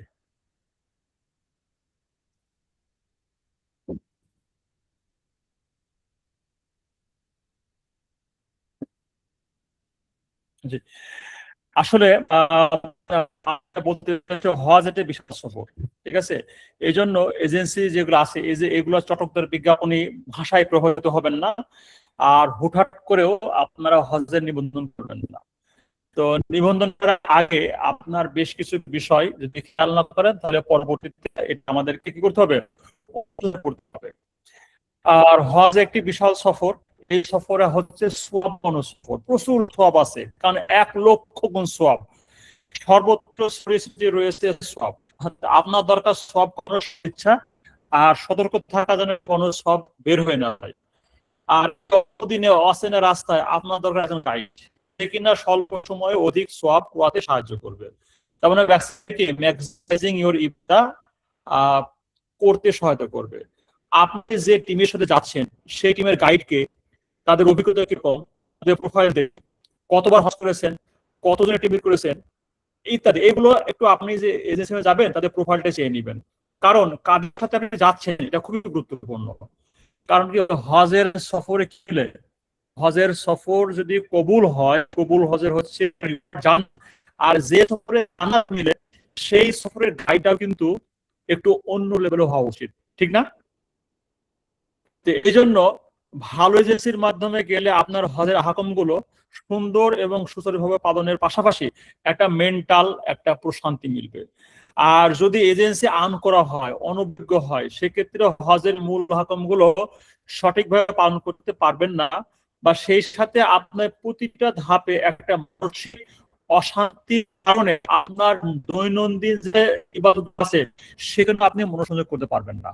হ্যাঁ, তো এই জন্য আপনাদের উচিত হচ্ছে সেই ধরনের এজেন্সি সিলেক্ট করা, যে এজেন্সিতে একজন ভালো গাইড বা টিম লিড থাকবেন, যে আপনাকে গাইড করতে পারবে। 2 নম্বর যে পয়েন্টটা আমরা আলোচনা করবো ইনশাআল্লাহ, লজিস্টিক সাপোর্ট। হজ মানে কিন্তু হচ্ছে অলওয়েজ দূরের উপর থাকা, এটা কিন্তু কি একদম দূরের উপর থাকা। আপনার ঝোড়ো এলাকায় যেমন থাকে না, ধুলাবালি কখনো কিন্তু এক জায়গায় স্থির থাকে না, উঠতেই থাকে উঠতেই থাকে। হজের সফরে কিন্তু আপনি এক জায়গায় স্থির থাকতে পারবেন না। মক্কায় গেছেন, দ্য মোমেন্ট উই ফিল দেন মক্কাতে আপনার মনটা বসে গেছে, সঙ্গে সঙ্গে মদিনা যাওয়ার সময় চলে আসবে। মদিনায় গিয়েছেন, মদিনায় মনটা বসে গেছে, you are feeling very good and you are planning to stay Medina forever. ওই মুহূর্তে মদিনা সময় চলে গেছে। এবার মিনায় গেলেন, মিনাতে সকাল থেকে খুব ঝামেলা ছিল, বিকাল বাদে যে মনটা বসে গেছে, এমনি মিনাতে এক গ্রাস সময় চলে এসেছে। আরাফাত গিয়ে যখন আপনার মনটা বসে গেছে, আরাফাত এক গ্রাস সময় চলে এসেছে। এই প্রতি ধাপে ধাপে মক্কা মদিনা বর্ণনা কেন, যেখানে আপনি হৃদয়টা আটকায় গেছে সেখান থেকে আপনার যাবার পালা হবে। এই জন্য মক্কা মদিনার দিনগুলো খুব হয়ে যায়। তো মানে এই যে মুভমেন্ট, এই মুভমেন্টটা কিন্তু খুবই ক্রিটিক্যাল। যদি এই মুভমেন্ট গুলো সহজ না হয়, সুন্দর না হয়, প্ল্যান ওয়াইজ না হয়, তাহলে কিন্তু আপনার জন্য হজের সফরটা ভীষণ কষ্টকর হয়ে উঠবে।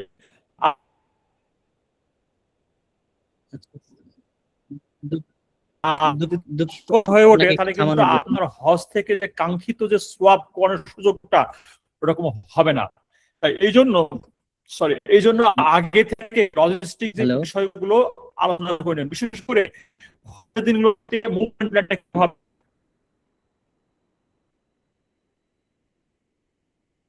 বলুন। দুঃখিত মানে আপনার কথা লাস্ট 10 মিনিট ধরে মনে হয় একটু আটকায় যাচ্ছে। এটা কি আমার বলুন। সমস্যা নাকি আপ- জি না না, আপনার আমি তো আপনার কথা সুন্দর শুনতে পাচ্ছি। আমি আপনার হ্যালো। কথা জি আমি শিল্পের কথা সুন্দর শুনতে পাচ্ছি, কিন্তু আমি শুনতে এই পাচ্ছি, যে বলুন। প্রেজেন্টেশন যিনি দিচ্ছেন ওনার কথা সুন্দর সুন্দর পাচ্ছি না। হ্যাঁ, আপনি যে প্রেজেন্ট করছেন আপনার কথাগুলো খুবই আটকায় আসতেছে, সব সব কথা গত 5-10 মিনিট ধরে মানে প্রত্যেকটা একটু পর পর আটকায় যাচ্ছে আর কি, খুব ল্যাগ করছে নেট। তাই রিয়েলি? একটা জি সেকেন্ড ভাঙা দেখি, ভাঙা। 1 সেকেন্ড দেখি তো, 1 সেকেন্ড দেখি।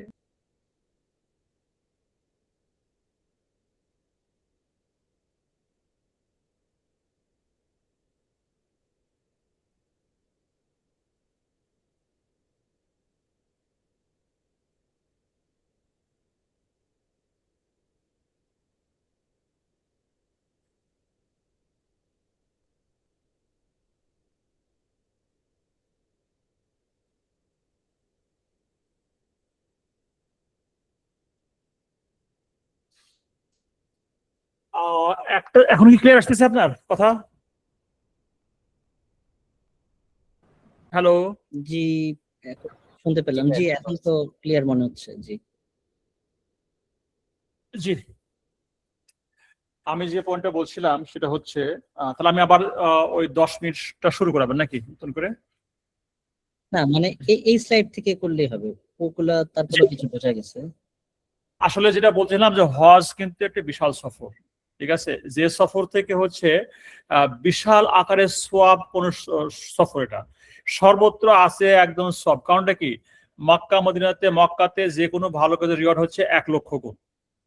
তো এই জন্য সর্বত্র ছড়িয়েছে সোয়াব, আর আপনার দরকার হচ্ছে সোয়াব করে সদিচ্ছা আর সতর্ক থাকা যে সবগুলো আমি করাচ্ছি এগুলো যেন বের না হয়ে যায়। আর এই অল্প দিনে অসনের রাস্তায় আপনার দরকার একজন গাইড, যে কিনা আপনাকে স্বল্প সময়ে অধিক সোয়াব করাতে সাহায্য করবে। দ্যাট মিনস ম্যাক্সিমাইজিং ইওর ইবাদা। তো এই জন্য আপনি যে টিমের সাথে যাচ্ছেন সেই টিমের গাইডকে, তাদের অভিজ্ঞতা কিরকম, তাদের প্রোফাইল দেখবেন, ঠিক আছে? তারা কতবার হজ করেছে, কত জুনিয়র টিম লিড করেছে ইত্যাদি, এগুলো চেয়ে নিবেন। কারণ কাদের সাথে আপনি হয়তো যাচ্ছেন সেটা খুবই গুরুত্বপূর্ণ। কারণটা কি, এটা একটা হজ কবুল হলে সেই কবুল হজের রিওয়ার্ড কিন্তু জান্নাত। আর যে সফরে জান্নাত মিলে সেই সফরের গাইডটাও কিন্তু একটু অন্য লেভেলে হওয়া উচিত, ঠিক কিনা বলেন? এই জন্য একজন ভালো এজেন্সির মাধ্যমে, যদি আপনি একটি ভালো এজেন্সির মধ্যে যান, তাহলে আপনার হজের আহকাম গুলো সুন্দর এবং সুচারুভাবে পালনের পাশাপাশি একটা মানসিক প্রশান্তি পাবেন। আর যদি এজেন্সি আনকোরা বা অনভিজ্ঞ হয়, সেক্ষেত্রে হজের মূল হাকম গুলা সঠিকভাবে পালন করতে পারবেন না, এবং সেই সাথে সাথে আপনার একটা মানসিক অশান্তি আসবে। আর এই মানসিক অশান্তি আসলে আপনার যে ডেইলি যে ইবাদা, ওগুলোতে কিন্তু ব্যাঘাত ঘটবে, আপনি কনসেন্ট্রেট করতে পারবেন না।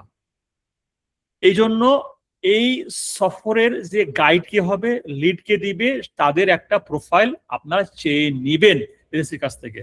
নাম্বার 2, হজ মানে হচ্ছে কিন্তু দৌড়ে পড়ে থাকা। যেমনটি আমরা বলি যে ঝোড় এলাকায় যখন ধুলাবালি কখনো এক জায়গায় কিন্তু স্থির থাকে না, এটা কিন্তু নোটে থাকে। হজের সফরেও কিন্তু আপনি কখনোই স্থির থাকতে পারবেন না। মক্কায় গিয়ে উঠলেন, যে মুহূর্তে আপনি you started feeling that Mecca ভালো লাগছে, সেই মুহূর্তে মক্কা ত্যাগ করার সময় চলে এসেছে। Now you will be going to Medina. মদিনায় গিয়েছেন, মদিনাতে মন বসে গেছে, যে মুহূর্তে মদিনায় মনটা আটকে গেছে ওই মুহূর্তেই কিন্তু হচ্ছে মদিনা থেকে আসার পালা, নিমিশে পার হয়ে যাবে। এবার আবার কি হলো, মক্কা থেকে মিনায় যাবেন, সকালবেলাতে মিনাতে আপনার খুব কষ্ট হচ্ছিল, দুপুরে পরে আস্তে আস্তে ভালো লাগতেছে, তখনই আপনার কি হলো, মিনা ত্যাগ করার সময়, আরাফাত থেকে ত্যাগ করার সময়, মিনা থেকে আরাফা, আরাফাতে মুজদলিফা। তার মানে হচ্ছে আপনার আমাকে সবসময় হজে কিন্তু একটা দৌড়ের উপর থাকতে হবে। জামারাতে পাথর মারবেন, হারামের দিকে ছুটবেন, তাওয়াফ করবেন, সাই করবেন, মিনার দিকে আসবেন, এইভাবে আপনাকে কিন্তু দৌড়ের উপর থাকতে হবে। আবার যদি এই যে মুভমেন্ট, এই মুভমেন্ট যদি সহজ না হয়, সুন্দর না হয়, প্ল্যান ওয়াইজ না হয়, তাহলে কিন্তু আপনার হজের সফরটা ভীষণ কষ্টকর হবে।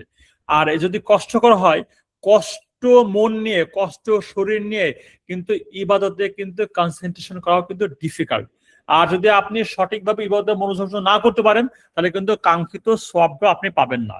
এই জন্য অবশ্যই আপনি এজেন্সির কাছ থেকে আপনাদের লজিস্টিক বিষয়গুলো নিয়ে আলোচনা করে নেবেন। বিশেষ করে মুভমেন্ট প্ল্যানটা, এটা হোটেল থেকে মিনা কিভাবে যাবেন, মিনা থেকে আরাফা কিভাবে যাবেন, আরাফা থেকে মুজদলিফা কিভাবে যাবেন, মুজদলিফা থেকে হারামে বা ওই জামারা কিভাবে যাবেন, এগুলো কিন্তু অবশ্যই আগে থেকেই জেনে নেবেন। নাম্বার 2। নাম্বার 3, যেটা আগে বলেছি যে মক্কা থেকে মদিনা হোটেলটা কত দূর, এগুলো জেনে নেবেন।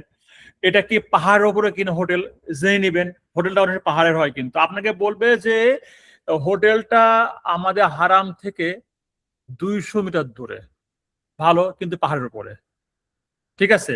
তারপর অনেকে জানতে হবে এটা অনেক দিকে কিন্তু পাহাড় আছে, মক্কা কিন্তু পাহাড়ি এলাকা। এই জন্য আপনি জেনে নেবেন যে হোটেলটা কাছে হোক কিন্তু পাহাড়ের উপরে কিনা, এটাও কিন্তু জানার বিষয়। অবশ্যই হিল টপ হোটেল পরিহার করবেন, কারণ হচ্ছে যে অনেকের হাঁটতে কষ্ট হয়, হিল টপে উঠতে কষ্ট হয়। আবার দেখবেন যে লিফট আছে কিনা, অনেক হোটেলগুলোতে লিফট আছে যেগুলো হচ্ছে আদিম যুগের, ওগুলো এখনো কিন্তু ওই যে কলাপসিবল গেট আছে না, ওই কলাপসিবল গেট দিয়ে আপনার লিফট বন্ধ করতে হয়। তো আগে থেকে জেনে নেবেন যে হোটেলগুলোতে আপনার লিফটের ব্যবস্থা আছে কিনা। তারপরে এক রুমে কজন থাকবেন, প্রতি রুমে বাথরুম আছে কিনা। বাথরুমটা আবার অনেক হোটেলে শেয়ার জায়গা থাকে, 2-3টা রুমের জন্য একটা বাথরুম থাকে, শেয়ার জায়গা আছে কিনা জেনে নেবেন এগুলা। হোটেল থেকে হারাম মসজিদে যদি হোটেলটা দূরে হয়, ধরেন 1 কিলো বা 2 কিলো দূরে হয়, সেক্ষেত্রে আপনার কোনো বাস সার্ভিস দিবে কিনা, বাস থাকলে দৈনিক কতবার দিবে, তবে এটা পরিহার করবেন, ঠিক আছে। তারপরে যেটা বলছে আগে, কোন ক্যাটাগরি মোয়াল্লেম, ABCD, কোন ক্যাটাগরি মোয়াল্লেম জেনে নেবেন, কারণ মোয়াল্লেমের ক্যাটাগরির উপর বেস করেই কিন্তু হচ্ছে আমাদের জামারাত থেকে তাঁবুর দূরত্ব এবং সেবার অন্যান্য মান নির্ভর করে। যেটা আগে বলেছি, আমাদের দেশে এজেন্সিগুলো সাধারণত বাই ডিফল্ট ডি ক্যাটাগরির তাঁবু হয়ে থাকে। 5 নম্বর যে পয়েন্টটা আপনি বলতে যাচ্ছি, যে সব থেকে গুরুত্বপূর্ণ বিষয়, প্যাকেজের ভিতরে কি আছে আর কি নাই, কি আছে আর কি নাই, কি পাবেন কি পাবেন না, এগুলো অবশ্যই লিখিত আকারে নেবেন। আর এইগুলো যদি লিখিত আকারে না নেন, তাহলে কি হবে, পরবর্তীতে এইগুলো নিয়ে মনোমালিন্য হবে। তাই প্যাকেজের সাথে খাবার আছে কিনা, খাবার থাকলে কয় বেলা খাবার, বুফে না প্যাকেট, এগুলো আগে থেকে জেনে নেবেন। যেটা আগে বলেছি, খাবার ছাড়া কোনো প্যাকেজ নেবেন না। 6 নম্বর যেটা বলছিলাম যে প্যাকেজের সময়কাল কতদিন, এটা সরকারিভাবে সাধারণত 42 থেকে 35 দিন হয়ে থাকে, 42 থেকে 45 ডেজ হয়ে থাকে। আগে মক্কা নাকি আগে মদিনা, কোন এয়ারলাইন্স, এটা জেনে নেবেন, যেন সেই হিসাবে আপনি ছুটির পরিকল্পনা করতে পারেন। তারপরে 7 নম্বর যেটা আমরা অনেকে অবহেলা করি, যে আপনাদের পুরো সফরে কোন শরিয়া গাইড আছেন কিনা, থাকলে সে আলেমের সম্পর্কে একটু খোঁজ খবর নেবেন। না থাকলে প্রয়োজনের সময় অনেক সমস্যার সম্মুখীন হবেন, কারণ হজে গিয়ে অনেক ফিকি মাসালা নিয়ে মতভেদ হয়ে থাকে। ফিকি মাসালাতে ভিন্নতা ইসলাম একটা সৌন্দর্য, মানে ফিকি মাসালাতে যে আপনার যে ইখতলাফ, এটা কিন্তু আমাদের ইসলামের সৌন্দর্য। তাই আপনি যে ধরনের ফিক ফলো করেন সেই ধরনের টিমের সাথে যাবেন, এতে হজ আপনার জন্য আরেকটু সহজ হবে। এজেন্সির লোকদের জিজ্ঞেস করে নেবেন, ভাই আপনি কোন ফিক ফলো করেন, হানাফি, শাফি, মালিকি, হাম্বলি, জিজ্ঞেস করে নেবেন। এতে জিজ্ঞাসা কোনো লজ্জা নাই, ঠিক আছে। তো আর এজেন্সিগুলো উচিত হচ্ছে এই ধরনের সংকীর্ণ মানসিকতার কোনো পরিচয় দিবেন না, তারা খোলা মনে সবাইকে এই বিষয়টা বলবে। আছে বাংলাদেশে অনেক এজেন্সি আছে, আপনি যে ধরনের চান সেই ধরনের এজেন্সির সঙ্গে যাবেন। 8 নম্বর, এটা রিয়েলিস্টিক, যেটা বলতে যাচ্ছি, যে বিশ্বাস করেন বর্তমানে বাংলাদেশে এমন কোন এজেন্সি পাবে না যে আপনাকে 100% দূরের কথা 80 বা 90 ভাগ খুশি করতে পারে, মানে ইট is not possible at all. কারণটা কি, কারণ হলো যে এখানে বাংলাদেশের কোনো হজ এজেন্সি এককভাবে কোনো কাজ করেন না, এককভাবে কোনো সার্ভিস দিতে পারেন না, বরং বাংলাদেশি এবং সৌদিতে বিভিন্ন সার্ভিস প্রোভাইডার উপর নির্ভরশীল। কারণ খাবার দেয় এক কোম্পানি, টেন্ট দেয় এক কোম্পানি, তারপরে সার্ভিস প্রোভাইডার আছে, টেন্ট প্রোভাইডার আছে, তারপর ওখানে আপনার মোয়াল্লেম আছে, বাস দেয় এক কোম্পানি। তো so this are all coordinated services. একটা জায়গায় সমস্যা হলে আর একটা জায়গায় সমস্যা হয়, এটার ক্যাসকেডিং ইফেক্ট পড়ে। এই জন্য একটা জায়গায় সমস্যা হলো অন্য জায়গায় ইফেক্ট পড়ে, তখন আসলে কিন্তু কি হয়, দোষটা পড়ে কিন্তু দেশীয় এজেন্সির উপর দোষটা পড়ে, কারণ তাকে আপনি হাতের কাছে পাচ্ছেন। এই জন্য খেয়াল রাখতে হবে, আমাদের এক্সপেকটেশন কখনোই থাকবে না যে এজেন্সিগুলো 100% আপনাকে সাপোর্ট বা খুশি দিবে, 80-90% দিলেই আপনারা খুশি হওয়ার কথা। শুধু খেয়াল রাখবে যে এজেন্সিগুলো কথা দিয়ে কথা রাখে কিনা, বাস এইটুকুই। যদি কথা দিয়ে কথা রাখে আলহামদুলিল্লাহ, কমিটমেন্ট দিতে না পারলে তারা হয়তো দেখা যায় কিছু কিছু কমিটমেন্ট আছে, সেই কমিটমেন্ট রাখতে পারে তার নিজের জন্য নয়, অন্য কোনো কারণে, ও দেখতে হবে। সব থেকে আর হচ্ছে 9 নম্বর যে পয়েন্টটা বলবো সেটা হচ্ছে সব থেকে আমরা কম অগ্রাধিকার দিয়ে থাকি, যেটা হচ্ছে প্রশিক্ষণ। আমরা ট্রেনিংটাতে একদম নেই না, মনে করি যে ভাই হজের শিখার কি আছে, আমরা যাবো সবাই যে করবে তাই দেখে দেখে করবো না, এটা হয় না। হজের জন্য শরিয়া নাই, মানসিক, শারীরিক, আত্মিক বিভিন্ন লেভেলের ট্রেনিং আছে। তো আপনি যে এজেন্সির মাধ্যমে যাচ্ছেন সেই এজেন্সির মাধ্যমে এই ট্রেনিং গুলো হয় কিনা দেখে নিবেন। আর খেয়াল রাখবেন যে সরকার ঘোষিত প্যাকেজের মূল্যের চেয়ে যদি কম প্যাকেজ রেট ডিক্লেয়ার করে তাহলে আপনার ঠকার সম্ভাবনা অনেক বেশি।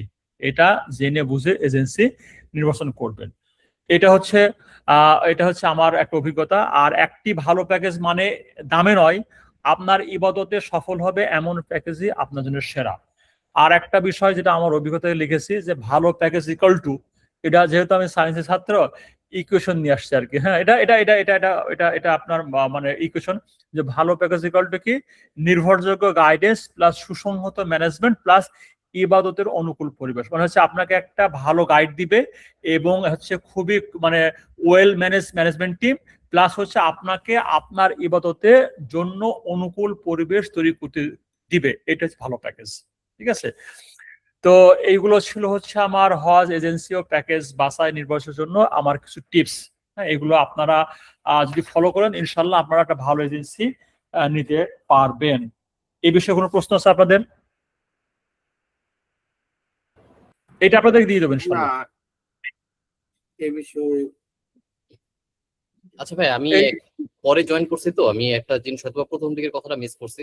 সেটা হচ্ছে যে মানে ভালো এজেন্সি নিলে, ফর এক্সাম্পল যেমন এক ভাই আপনার কথা রিকমেন্ড করছেন যে আপনার নাকি নিয়ে যান, আলটিমেটলি আপনি আপনার ভূমিকা মানে ভার্সেস দি মানে এজেন্সির ভূমিকা, মানে কিভাবে আসলে হচ্ছে জিনিসটা কাজ করবে। ও, ভেরি গুড কোশ্চেন। আমি আসলে এই প্রশ্নটা আগে বলা দরকার ছিল। ঠিক আছে, এই প্রশ্নটা উত্তরটা আমার প্রথমে বলা দরকার ছিল, আমি সরি বলা হয় নাই। আমি হচ্ছে বেসিক্যালি হচ্ছে আমার একটা উদ্যোগ আছে hajlink.com। হজলিং এটা একটা উদ্যোগ আমার। এটার মূল উদ্দেশ্য তিনটা। একটা হচ্ছে হাজিরকে সঠিক তথ্য দিয়ে ট্রেন করা, মানে হচ্ছে মানুষ যারা হজে যায় তারা কিন্তু সঠিক তথ্য জানে না। তো এইটার উদ্দেশ্য হচ্ছে একটা কি করি, আমি হাজিরকে সঠিক তথ্য দিয়ে সহায়তা করি through workshop and training, number 1। আর নাম্বার 2 হচ্ছে অ্যাট দ্য সেম টাইম আমার একটা অ্যাপ্লিকেশন বা সফটওয়্যার আছে, যে সফটওয়্যারটা এজেন্সিদের যে হাজির লাইফ সাইকেলটাকে ম্যানেজ করে, নাম্বার 2। আর নাম্বার 3, এটা হচ্ছে আমি একটা এজেন্সির সঙ্গে অ্যাজ এ ম্যানেজমেন্ট টিম হিসেবে যেয়ে থাকি, নাম্বার 3। আর অ্যাপার্ট ফ্রম দিস আমি বেসিক্যালি হচ্ছে একজন আইটি কনসালটেন্ট। এই মুহূর্তে বাংলাদেশ সরকারের মিনিস্ট্রি অফ ফিনান্সের আন্ডারে একটা প্রজেক্টের আইটি কনসালটেন্ট আছে। শুধু হজের সময়তে আমি অ্যাজ এ ম্যানেজমেন্ট পার্টিতে যাই, আর বাকি সময় এই কাজগুলো করি আর কি। এটা হলো আমার মূল প্রোফাইলটা। আর আপনাকে যে রিকমেন্ড করছে আলহামদুলিল্লাহ, আমার পার্ট হচ্ছে যে মূল টিমের সঙ্গে এই যে গ্রাউন্ড ম্যানেজমেন্ট টিমে আমার জড়িত। সেখানে আমার ট্রেনিং থেকে শুরু করে এই ওয়ার্কশপ ট্রেনিং করা, প্লাস হচ্ছে সেখানে গিয়ে গ্রাউন্ড ম্যানেজমেন্টে আপনাদেরকে হেল্প করা। তো সাধারণত জানেন যে আপনার হজের মুভমেন্টে একটা বাস থাকে, যে বাসে কমপক্ষে 50 জন থাকে। তো ওই একটা বাসের লোককে হজের সময়তে গাইড করা একটা দায়িত্ব থাকে আমার, প্লাস হচ্ছে এইখানে এই বাংলাদেশ থাকা অবস্থায়, সৌদি থাকা অবস্থায় এই যে মানে যেগুলা বলে আমি আমি আমি বলে এটা বাংলায় বলে যে কামলা খাটা আর কি, ঠিক আছে, আপনাদের গাইড করা, এই কাজটা করি আলহামদুলিল্লাহ, এটা আমার নিজের মন থেকে করি। এই আর কি, এটা হচ্ছে মূল কথা আর কি। আমি কি আপনার কথা দিতে পেরেছি? হ্যাঁ, তাহলে আমি যদি একটু সামারাইজ করি, সেটা হচ্ছে যে আলটিমেটলি মানে কোন একটা এজেন্সির ম্যানেজমেন্ট হিসেবে আপনি মানে হচ্ছে লোকাল গাইড Part হিসেবে of- কাজ করেন। হ্যাঁ, ব্যাপারটা- part of the ground management team, জি, আপনি আচ্ছা, simply part of the ground management, জি। আচ্ছা, সো আলটিমেটলি যদি ওই এজেন্সির মধ্যে আমি ইয়ে করি, তাহলে আলটিমেটলি আপনার সাথে যাওয়া যাবে, মানে ইনশাআল্লাহ, আপনার হ্যাঁ, ইনশাআল্লাহ। ইনশাআল্লাহ। এমন আমি আপনাকে ক্লিয়ার করি, এমনও আছে যে আমার সঙ্গে এখানে ওয়ার্কশপ করেছে এবং সে কিন্তু অন্য যেতে গিয়েছে। I don't mind for that one. কারণ হচ্ছে কি, আমার উদ্দেশ্য হচ্ছে আপনাদেরকে সঠিক তথ্য দিয়ে দেওয়া এবং একটু help you finding right agency. এই যে আপনি আমার যে উদ্দেশ্যটা, আপনি যদি রাইট এজেন্সি আপনাদের গেলেন, আমার যা পাওয়ার কিন্তু আমি পেয়ে গেছি আলহামদুলিল্লাহ, ঠিক আছে। মানে আমার যে উদ্দেশ্য আমি এই কাজটা করতেছি, সেই উদ্দেশ্য আপনি যে এজেন্সি যান না কেন, I will get it is not important that আমার সঙ্গে আপনি ওয়ার্কশপ করছেন বলে আমার সাথে যাইতে হবে, ইট ইজ নট লাইক দ্যাট। আমি আপনাদেরকে সঠিক তথ্য দিয়ে দেওয়ার চেষ্টা করি, সো দ্যাট আপনারা আপনাদের মতো করে আপনার যে প্রয়োজনীয় এজেন্সি আপনাদের মতো যেটা এমন হতে পারে, এমনও হয়েছে যে আমাদের যে প্যাকেজের প্রাইস আপনার সঙ্গে যাচ্ছে না, অ্যাট দ্য সেম টাইম আপনি অন্য এজেন্সিকে পাচ্ছেন, আলহামদুলিল্লাহ, খায়রান বারাকা, নো ইস্যু। বাট আপনি তো আমার পক্ষ থেকে যেটা পাওয়ার যেটা পেয়ে গেছেন, ইনশাল্লাহ আমার ওইটা খায়রান বারাকা। ইনশাআল্লাহ। তাহলে আরেকটা ফলো আপ কোশ্চেন করি, হ্যাঁ, সেটা হচ্ছে যে ফর এক্সাম্পল আপনি ধরে নেন এই এজেন্সির সাথে কানেক্টেড, একটা এজেন্সি এক্স, হ্যাঁ, এর সাথে কানেক্টেড। এই এজেন্সিতে আমরা সে কথার কথা 100 জন বা 200 জন রেজিস্ট্রি করলাম, মানে রেজিস্ট্রেশন কমপ্লিট করলাম।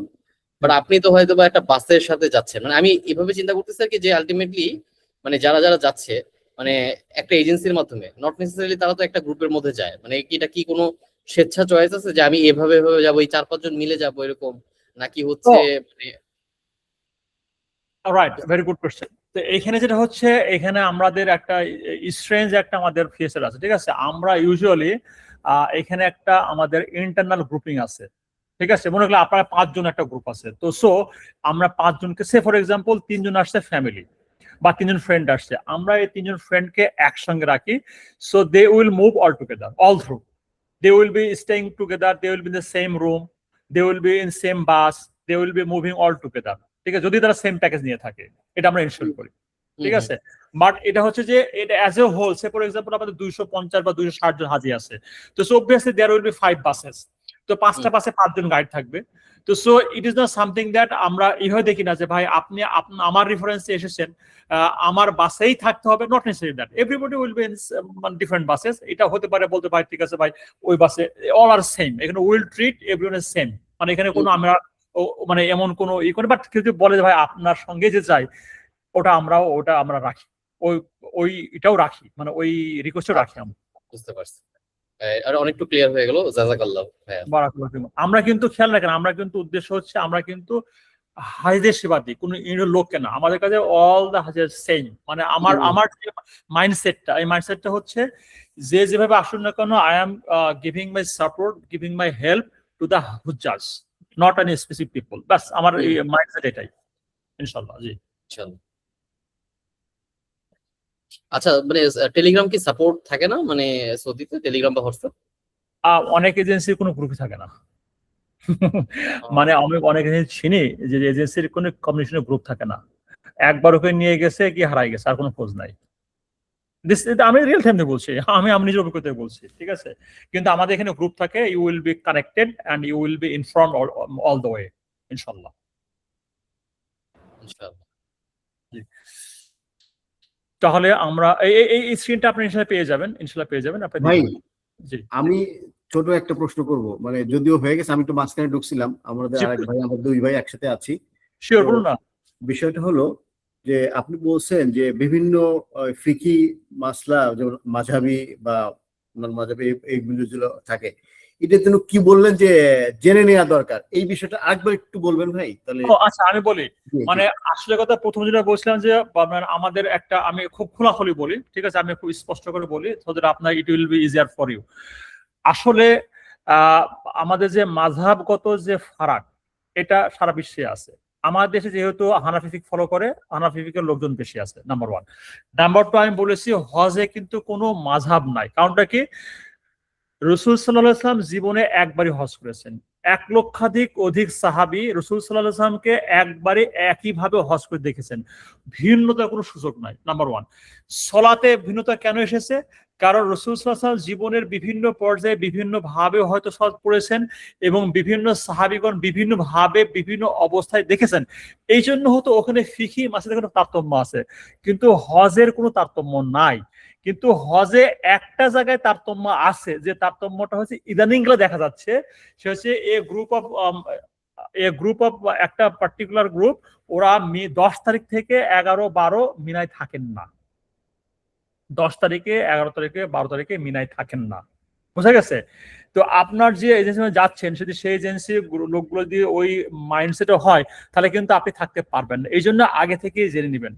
আর একটা বিষয় হচ্ছে যে আসলে এখানে যে বিষয়টা আমি আরো ক্লিয়ারলি বলতে যাচ্ছি, যে হজে যে মুহূর্তে আপনি নিয়ত করছেন না, সেখানে প্রথম দিনে গিয়ে একজন বিশেষ ফকি হয়ে ওঠে, অন্যের ভুল ধরা শুরু করে। এই জন্য এটা করা যাবে না। আগে থেকে জেনে নেবেন যে ভাই আপনারা মিনাতে থাকেন কি থাকেন না, মানে 10, 11, 12 আপনারা মিনায় থাকেন কি থাকেন না। কারণ আপনি হজ যাচ্ছেন, মিনা একটা বড় ইবাদত, যেখানে থাকাটাই সওয়াবের কাজ। যদি ওরা মিস করে, সেক্ষেত্রে আপনি বড় একটা সওয়াব মিস করলেন। এই জন্য এই বিষয়টা জেনে নেবেন, এই আর কিছু না। আর আপনার ফারাক হচ্ছে যে আপনার যেটা মাযহাবগত ফারাক, সব থেকে বড় ফারাক, আপনি মানে আপনি মুসাফির নাকি মুকিম, কয়দিন পরে মুসাফির হবেন, কয়দিন মুকিম, এটা হচ্ছে বড় ফারাক। তো আলহামদুলিল্লাহ, আপনার যদি মনে হয় 4 দিন পরে মুসাফির থেকে মুকিম, মুকিম হয়ে যান। আপনার যদি মনে হয় 15 দিন পরে মুকিম হয়ে যান। আপনার যদি মনে হয় যে আপনার এটা কন্টিনিউয়াস সফরেই আপনি মুসাফির হয়ে যান। বাট আপনি যেটা ফলো করছেন সেটা আপনি ফলো করেন, বাট অন্যকে এটা নিয়ে কিছু বলবেন না। এটাই মানে পার্থক্য থাকে আর কি। এই আরবি টার্ম গুলো সম্পর্কে একেবারেই আমি আননোন, মানে মুসাফির হচ্ছে আপনার যে এই যে মুসাফির, মুকিম হচ্ছে আপনি স্থানীয়, মানে এই যে কে কতদিন মুসাফির থাকবে। মুসাফির হলে পরে যেটা হয়, নামাজটাকে শর্টেন করা যায়, জোহর আসর আর এশা শর্টেন হয়ে যায়, 2 রাকাত হয়ে যায়। আর অনেক সময় এটা কসর হয়ে যায়, আর কসর এবং জমাও করা যায়। তো সো ওখানে গিয়ে যেটা একটা ফিকি ভাবে তারতম্য আসে। হানাফিক বলে যে 4 দিনের অধিক সময় থাকলে পারে আপনি সেটা মুকিম হয়ে গেছেন, আপনি তো নর্মাল অ্যাজ ইউজুয়াল লোকাল। হ্যাঁ, আবার অনেক ফিকে আছে 15 দিন লাগে, কেউ বলে না আপনি এন্টার সফরটাই হচ্ছে আপনার জন্য মুসাফির। তো আপনি যেটা মানেন ওইটা আপনি মান থাকেন, সমস্যা নাই, বাট আপনি কারণ আরো করবেন না, ঠিক আছে? কারণ ইসলামের সৌন্দর্যটা হচ্ছে, ধরেন আমি একটা উদাহরণ দিই, যদি এমন হইতো যে আল্লাহ সুবহানাহু ওয়া তাআলা তো আমাদেরকে সবে কদর দিয়েছেন, যদি আমাদেরকে নির্দিষ্ট করে বলতো এটা 26 তারিখে রাত্রেতেই, যে লোক 26 তারিখে অসুস্থ ছিল, পারলো না, সে তো তার পস্তানি শেষ থাকতো না, ঠিক না? যদি এটা জানি না বিধায় কিন্তু আমার মনে আশা আছে যে আমি অন্যদিন কাজ করে করবো, এই যে বিষয়গুলো। এই জন্য এই ফারাকটাই কিন্তু হচ্ছে একটা সৌন্দর্য। মানে এটা রাইট নাও হচ্ছে ফর এক্সাম্পল, তো তাহলে ব্যাপারটা হচ্ছে যার সাথে যাব তাকে জিজ্ঞেস করে যাব যে ভাই আপনি কোন ফিক বা কোন আপনারা একটা কথা জিজ্ঞেস করবেন, ভাই 10 তারিখ, 11 তারিখ, 12 তারিখ মিনায় থাকেন কিনা, এইটা জিজ্ঞেস করবেন, আর কিছু লাগবে না। হুম, ঠিক আছে। হুম, ভাই আপনি কি ফিকের জানতে পারি এটা?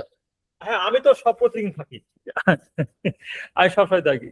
কারণ আমি আপনাকে বলি, কারণটা হচ্ছে আমার আব্বা, আমার দাদারা, ওনারা বাই বন্ড মনে করেন হাফিজি ফলো করছে। ওনার কখনো মিনা থেকে হোটেল ছিল, এখন একটা গ্রুপ করে কি মিনায় না থেকে হোটেলে থাকে, ঠিক আছে? 10 তারিখ, 11 তারিখ, 12 হোটেলে থাকে। কিন্তু আমার আব্বারা কখনোই কিন্তু ওই মানে আলহামদুলিল্লাহ কখনো হোটেলে থাকে না, মিনাতেই ছিলেন। আমি কেন মিনাতে থাকবো না, ঠিক আছে? তো এই জন্য জেনে নেবেন, ইজ ভেরি ইম্পর্টেন্ট যে আপনারা 10, 11, 12 এই মিনায় থাকেন কিনা, এটা জেনে নেবেন। এটা আপনার প্রশ্ন, বাকিটুকু আর দরকার নেই। বাকি যে বললাম, আর কোনো হজের কোনো ফিকহি মাসলাতে কোনো তারতম্য নাই। কারণ রাসূল সাল্লাল্লাহু আলাইহি ওয়াসাল্লাম জীবনে একবারই হজ করেছেন, লক্ষাধিক সাহাবী ওনাকে একই ভাবে হজ করতে দেখেছেন, ভিন্ন ভাবে কেউ দেখার সুযোগ নাই, কেউ দেখানো নাই। কোনো ফিকহি কোনো তারতম্য নাই, শুধু একটা জায়গায় তারতম্য, যেটা আপনাকে বলে দিচ্ছি, যেটা হচ্ছে যে মাসারের দিনগুলোতে 10, 11, 12 তারিখে মিনায় থাকা আর না থাকা, এই বাস, আর কিছু না। আর একটা যেটা বললাম যে মুকিম আর যে মুসাফিরের বিষয়টা, ওটা তো আপনি জেনেই গেছেন, আর কোনো ইস্যু নাই, এই একটা বিষয়।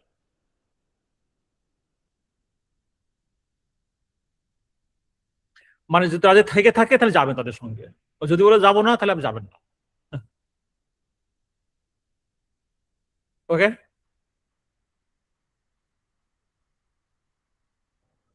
আপনার ওই যে এজেন্সির সাথে আছেন যুক্ত, ওটার নাম জানা যাবে? হ্যাঁ আমি বলে দিচ্ছি আপনার নাম, একটু পরে বলে দিচ্ছি ইনশাল্লাহ। ঠিক আছে, আমি বলে দেবো ইনশাল্লাহ এটা। তাহলে এখন আমাদের বাস্তব করণীয় কি এখানে? বাস্তব করণীয় হচ্ছে আমাদের নিবন্ধনের শেষ সময় কথা বলছি 26শে সেপ্টেম্বর, দিনটা লিখে রাখেন। আর প্রাক নিবন্ধনে কি কি লাগে? প্রাক নিবন্ধনে জাতীয় পরিচয়পত্র লাগে, বৈধ পাসপোর্ট লাগে, পাসপোর্ট সাইজ ছবি লাগে, সচল মোবাইল নাম্বার লাগে, সচল ব্যাংক হিসাব। ব্যাংক হিসাব কেন? বর্তমান সরকার বলছে যদি কোনো কারণে আপনি প্রাক নিবন্ধন ক্যান্সেল করেন তাহলে সেক্ষেত্রে অটোমেটিক আপনার অ্যাকাউন্টে টাকাটা চলে যাবে।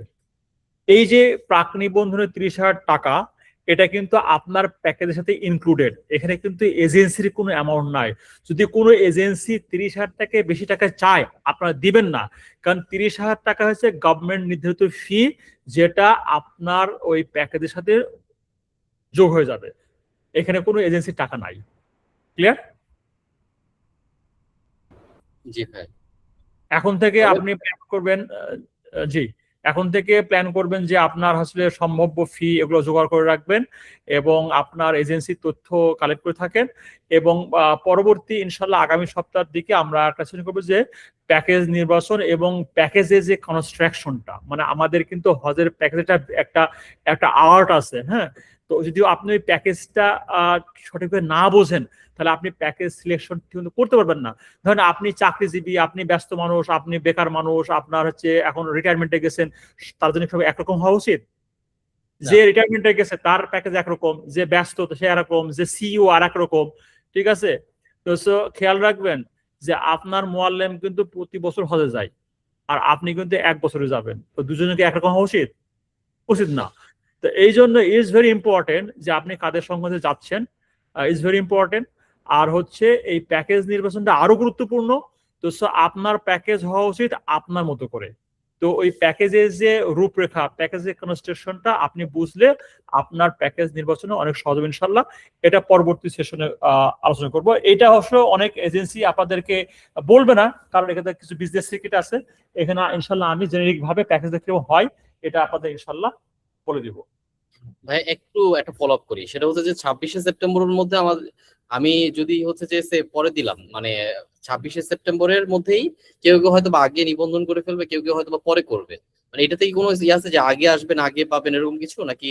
হ্যাঁ, ওই যে 26 সরকার তো বন্ধ করে দিবে, 26-এর পরে বন্ধ করে দিবে। হ্যাঁ। ও আচ্ছা, মানে বাট আমি 26 মনে করেন আমি 25 তারিখ দিলাম, কেউ দিল 20 তারিখে, তাতে হ্যাঁ। কি কোনো প্রায়োরিটি পাবে যে 20 তারিখে যে না, না, পাচ্ছে? না, না, না, কোনো প্রায়োরিটি হবে না, কোনো প্রায়োরিটি হবে না, কোনো প্রায়োরিটি নাই। মানে আচ্ছা। ইউ হ্যাভ টু মানে কমপ্লিট বাই 10। তবে খেয়াল রাখবেন একটা, আমি যেটা বলি যে যেহেতু হজ হচ্ছে নিয়াত, আপনার মানে আর্লিয়ার ইউ ডু, আর্লিয়ার হচ্ছে আপনার দায়ভার কমে গেল। এখন যদি আল্লাহ না চাই আমি টাকা আছে ঢিলামি করতেছি, এর মধ্যে আল্লাহ টেকনিক চলে গেছে, আমার কিন্তু দায়ভার রয়ে গেল। এই জন্য টাকা থেকে থাকলে পরে আমি বলবো যখনই আপনার the moment you have the money you complete your procedure. তাহলে ভাই ওই 26 তারিখের মধ্যে তো হচ্ছে 30,000 দিতে হচ্ছে, এরপরে একটা বললেন না যে 3.5 লাখের মতো দেওয়া লাগে, এটা এটা 26 তারিখের ভিতরে 3.5 লাখ টাকা। ও 26শে সেপ্টেম্বরের ভিতরে? জি জি, প্রথমে হচ্ছে আপনি প্রাক নিবন্ধন করবেন, এখন যে কোনো সময় প্রাক নিবন্ধন করবেন 30,000 টাকা দিয়ে। আর 26শে সেপ্টেম্বরের আগে সরকারের ডেডলাইন দিবে, যে বলবে যে বলবে যে আজকে থেকে নিবন্ধন শুরু, সেই সময় থেকে হচ্ছে আপনার 26 তারিখ পর্যন্ত। এখন প্রাক নিবন্ধন চলবে, আর তারপর হচ্ছে আপনার নিবন্ধন হবে আর কি। নিবন্ধন শুরু এখন হয় নাই, নিবন্ধন একটা সরকার ডেট দিবে যে ওই তারিখ থেকে 26 তারিখ পর্যন্ত। আচ্ছা আচ্ছা। বাট আপনার এই মুহূর্তে মানে যে ফিনান্সিয়াল প্রিপারেশন 3,80,000 টাকা করে রাখেন। 30,000 প্লাস 350 এটা আপনার ফিনান্সিয়াল প্রিপারেশন আপনার জন্য। ইনশাআল্লাহ। আর যে সবচেয়ে গুরুত্বপূর্ণ বিষয়টা যেটা আমি বলি নাই, ঠিক আছে, আগের এটা বলি নাই, সেটা হচ্ছে যে হজে যাওয়ার জন্য কিন্তু সব থেকে গুরুত্বপূর্ণ যে বিষয়টা সেটা একদম বলি নাই। এটা এখন বলে আমার মোটামুটি যদি কোনো প্রশ্ন না থাকে তাহলে আগে শেষ করে দেবেন ইনশাল্লাহ। তো এটা আমরা বলছি যে হজের সফর কিন্তু এমন একটা সফর যে সফরটা কিন্তু শরীরের সফরের আগে অন্তরের সফর। আপনি কিন্তু দা মোমেন্ট হজের টাকা দেন না, টাকা দেওয়ার সঙ্গে সঙ্গে কিন্তু আপনার মন কিন্তু অলরেডি মক্কা মদিনা ঘোরা শুরু করছে। You are counting your days, এটা কিন্তু খেয়াল রাখবেন। তো হজের সফরটা হচ্ছে এমন একটা সফর যে সফরে আপনার অন্তরের সফরটা আগে থেকে শুরু হয়ে যায়, ঠিক আছে? তো এই জন্য আমাদের যেটা সঠিকভাবে এই প্রশ্ন লাগবে। যদি যদি আপনার আর কোনো প্রশ্ন থাকে তাহলে আমার শেষ কথাটা বলেই ইনশাল্লাহ আমরা আজকে সেশন শেষ করবো ইনশাল্লাহ। সবথেকে গুরুত্বপূর্ণ যে বিষয়টা আমরা মিস করি, ওটা কি বলবো এখন? জি শিওর প্লিজ। আচ্ছা, আপনার কাছে বলুন তো হজের সফরে আপনার কাছে সবথেকে গুরুত্বপূর্ণ কোন বিষয়টা? অবশ্যই নিয়ত ফার্স্ট। আর কি আর কি বলবেন যে আপনার কাছে সব থেকে মোস্ট ইম্পর্টেন্ট থিং হজের কোনটা সব থেকে বেশি গুরুত্বপূর্ণ? আল্লাহ সন্তুষ্টি অর্জন করা, এটা হচ্ছে main. Very good, very good. এটা হচ্ছে, বাকি জিনিসগুলো হচ্ছে ডিটেলস, বাট ওটাই তো মেইন। আমার কাছে হচ্ছে যখন আপনি হজে নিয়ত করছেন, আলহামদুলিল্লাহ নিয়ত করছেন, আপনার সবই ঠিক আছে, সবচেয়ে গুরুত্বপূর্ণ হচ্ছে একটা ভালো সঙ্গী নির্বাচন করা। ধরেন হজের সফরটা এমন সফর, যদি ভালো সঙ্গী, যদি ভালো টিম না থাকে তাহলে হচ্ছে অনেকটা হচ্ছে যদি ভালো যদি সঙ্গী থেকে থাকে তাহলে আপনাকে কি করবে, আপনাকে ভালো কাজে গাইড করবে। আর যদি সঙ্গীটা খারাপ থাকে আপনার কিন্তু ভালো হওয়ার সুযোগটা কম। মানে খারাপ সঙ্গীতের সঙ্গে হজে যে নিজেকে শুধরানোর চেষ্টাটা হচ্ছে অনেকটা পানিতে নেমে গা না ভেজানোর চেষ্টা করার মতো। এই জন্য হজের সফরের জন্য সবচেয়ে গুরুত্বপূর্ণ হচ্ছে একটা ভালো টিম, ভালো সঙ্গ, ভালো কাফেলা নির্বাচন করা, যারা আপনাকে ভালো কাজে সহায়তা করবে, যারা আপনাকে সঠিকভাবে করতে সহায়তা করবে। কারণ যেটা বললাম, যদি ভালো সঙ্গ না থাকে তাহলে আপনার হয়তো গল্পগুলো হবে কি, শুধু শপিং এর গল্প হবে, খাওয়া দাওয়ার গল্প হবে, ঘোরাফেরার গল্প হবে। আর যদি ভালো সঙ্গ হয়ে থাকে আপনাকে সঠিকভাবে সঠিক কাজটা করতে সহায়তা করবে এবং আপনাকে ভালো কাজের গাইডেন্স দিবে, আপনার ইবাদত গুলো করতে সহায়তা করবে। চল ভাই আমরা আগে আগে মসজিদ যাই, চল ভাই আমরা এখন তাওয়াফ করি, চল ভাই এখন আমরা এই কাজটা করি, চল ভাই আমরা ওই কাজটা করি, তাহলে কিন্তু আপনার সহায়ক হবে। আর যদি খারাপ সঙ্গ থেকে থাকে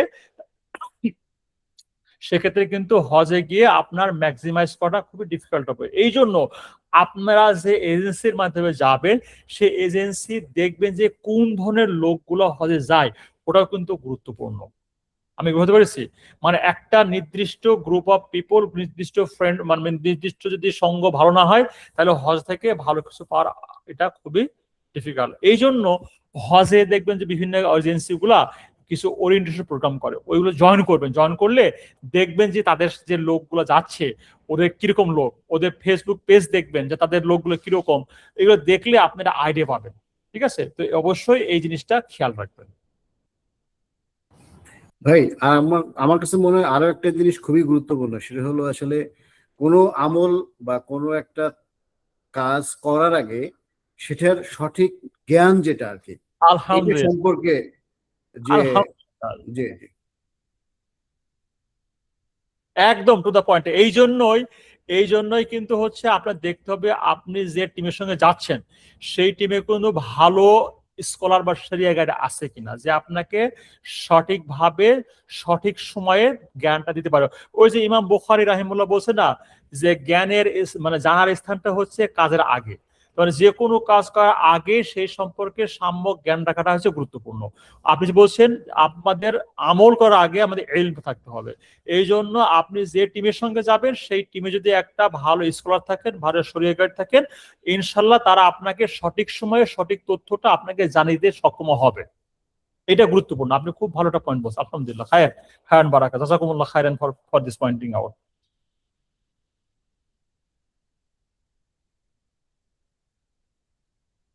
আপনাদের আর কোনো পয়েন্ট আছে ভাইয়া, কোনো প্রশ্ন বা কোনো কিছু আছে? আমাদের এক পাশে আমরা যে ভাই আছে উনি একটা জিনিস জানতে চাচ্ছে যে আমার যে প্রশ্নটা করলাম তার রিলেটেড, যে আপনারা স্পেশালি যারা ভালো জানে এরকম আপনাদের কোনো সিলেকশন গাইড আছে কিনা, যে যিনি আমাদেরকে ভালো গাইড বা শরিয়ার যে মূল মাসলা মাসাইল গুলো যে সঠিক জ্ঞান যেটা সেটা কোরআন হাদিস ভিত্তিক জ্ঞানগুলো এগুলো আমরা দিতে পারবে, এরকম কোনো গাইডের আপনারা ব্যবস্থা করতে পারেন? হ্যাঁ হ্যাঁ, আমাদের যেন আমরা যে সাথে যাই, ঠিক আছে, আমি পার্টিকুলারলি ইন পার্সন যে সাথে জড়িত, এখানে মনে হয় দুইটো শায়েখ যান, ঠিক আছে, একজন যান ডক্টর মঞ্জুরুল হাই শায়েখ যান, আর আছে ডক্টর রফিকুল ইসলাম মাদানী যান, ঠিক আছে। তো এই এক বছর একজন যান আর কি। এই আমাদের সঙ্গে গাইডেন্স আছেন, আর এর সঙ্গে তো ম্যানেজমেন্ট টিম আলাদা আসেনি।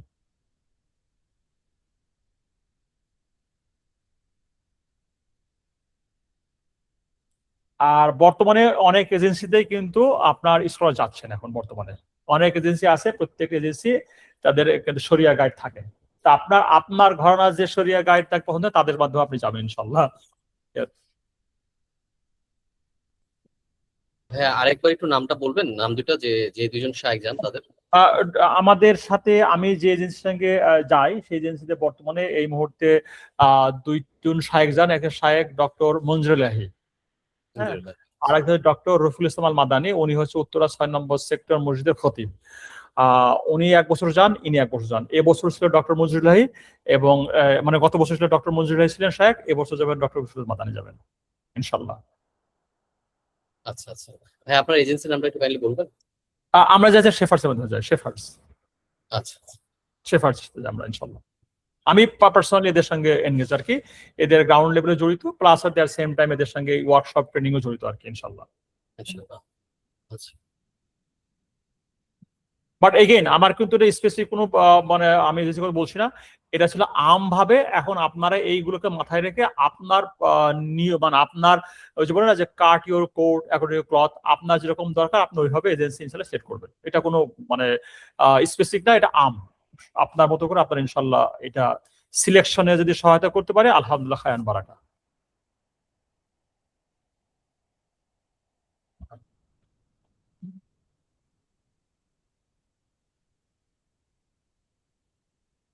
তাহলে হয়তো আমি আবার নিজেকে আবার আগামী বছরের জন্য একটু প্রিপেয়ার করতাম। এটা দিস ইজ দা 4th ইয়ার আমি বেসিক্যালি এটা সেশন নিচ্ছি আর কি এই টপিকে। আগের থেকে আমার প্রতি বছর ইমপ্রুভ করি। দিস দ্য 4th টাইম আলহামদুলিল্লাহ এই সেশন নিচ্ছি আর কি।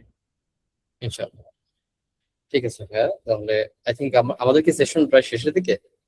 হ্যাঁ, এখন যদি কোনো আপনার প্রশ্ন থাকে we can conclude the session. আর যদি কোনো প্রশ্ন থেকে থাকে আপনারা বলতে পারেন যে মানে ইট ওয়াজ মানে ওয়াজ ইট ইফেক্টিভ কিনা, কোন জিনিস জানতে পারছি কিনা, কোনো উপকারী হবে কিনা বলতে পারেন। You can give the feedback. আলহামদুলিল্লাহ খায়ান বারাকা আর কি। ভাই আচ্ছা, ফিডব্যাকের আমার দিক থেকে আমি ভাই বলেন প্লিজ, মনির ভাই বলেন। জি ভাই, আমার একটা জিনিস আসলে আমি যা লিস্টে দেখতেছি সবাই পুরুষ, আমরা আমাদের সাথে আমাদের স্পাউসরাও যাবে অনেকে। জি তো ইনশাআল্লাহ। তো আমরা আসলে যতটুকু শুনছি পুরুষদের বিষয় শুনলাম, নাকি এর মধ্যে মহিলা পুরুষ একই রকম আছে সব তথ্যগুলো? এইটা একটু যদি সবার আমাকে জন্য একটু সেম, জানান তাহলে মহিলা আমরা পুরুষ ওদের সাথে শেয়ার একটা করে জিনিস। দেব। ফারাকটা হচ্ছে নীতিগতভাবে আমরা মাহারাম ছাড়া কোনো মহিলাকে হজে নিই না, নাম্বার 1। আমরা মাহারাম ছাড়া কোনো মহিলাকে হজে নিই না, নাম্বার 1। অনেক এজেন্সি মাহারাম ছাড়া হজে নেন, কিন্তু আমরা মাহারাম ছাড়া কোনো হজে নিই না, নাম্বার 1। নাম্বার 2 হচ্ছে আমাদের এখানে মহিলাদের সাথে 2 রকম হয়, যে এখানে শেয়ার্ড বেসিসে মহিলারা থাকে মহিলাদের সঙ্গে, পুরুষ থাকে পুরুষের সঙ্গে, এইটা। অথবা যদি কেউ ফ্যামিলি থেকে থাকে they can have their own room management, এটা। আর আমাদের সেশনগুলো হয় এগুলো মহিলা এবং পুরুষ উভয়ের জন্য কমন কিছু সেশন হয়, এবং ঢাকাতে এবং ওখানে গিয়ে শুধুমাত্র উইমেন অনলি আলাদা সেশন হয়।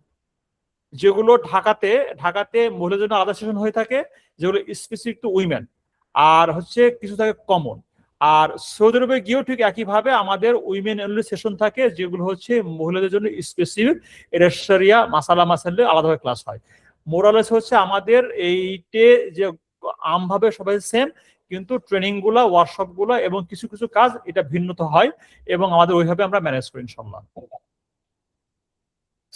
তাহলে এই ক্ষেত্রে আমি একটা ফলো আপ কোশ্চেন করি, সেটা হচ্ছে যে আমি নিয়ত করতেছি যে আমার আম্মাকেও নিবো সাথে, আমার সাথে। হ্যাঁ, তো সেই ক্ষেত্রে আসলে হচ্ছে যে যদি চাই যে আমরা এক রুমে থাকতে, হ্যাঁ, মানে এটা একটু আগে তো বললেন যে এটা পসিবল, ব্যবস্থা করা যায়। হ্যাঁ, তাহলে কি এরকম কি কোনো স্পেসিফিক প্যাকেজ বা এরকম কিছু? আচ্ছা, তাহলে মনে হয় আপনি নেক্সট মনে হয় প্যাকেজের ব্যাপারে বলবেন, রাইট? ওইটা বলবেন ইনশাআল্লাহ। নেক্সট প্যাকেজে বললে তখন প্যাকেজের construction, but it is possible. মানে আপনি চাইলে দেয়ার আর 2 ওয়েজ, ইদার আপনারা সেম রুমে থাকবেন, আপনার আমার সাথে সেম রুমে থাকবেন, অথবা আপনি থাকবেন শেয়ার্ড উইথ মেল আর আন্টি থাকবে যে শেয়ার্ড উইথ ফিমেল, এটা হতে পারে। এটা দুটো অপশন আছে, উইল ডিসকাস ইনশাল্লাহ। বাট দুটো অপশন আছে, কিন্তু টাকার একটু কম বেশি হবে আর কি, প্যাকেজের খরচ কম বেশি হবে। বুঝতে পারছি। ঠিক আছে ভাইয়া, তাহলে আমরা ওই আমি অ্যাটলিস্ট ওই সেশনটার জন্য ওয়েট করব, মানে প্যাকেজের। তাহলে কি সেশনটার পরবর্তীতে প্রাক নির্বাচনে যেটা, এটা কি তখন করব নাকি আর্লি করব, মানে সেশনের পরে? এটা আগে প্যাকেজ তো ডিফারেন্ট। আর আপনাকে আর একটা বলে রাখি, এক্সিট পয়েন্ট আমি বলে রাখি, আপনি যে কোনো মুহূর্তে প্রাক নিবন্ধন করার পরে যদি প্যাকেজ সিলেকশনের সমস্যা হয়ে থাকে, আপনি এজেন্সি ট্রান্সফার করতে পারবেন, ইটস ওপেন।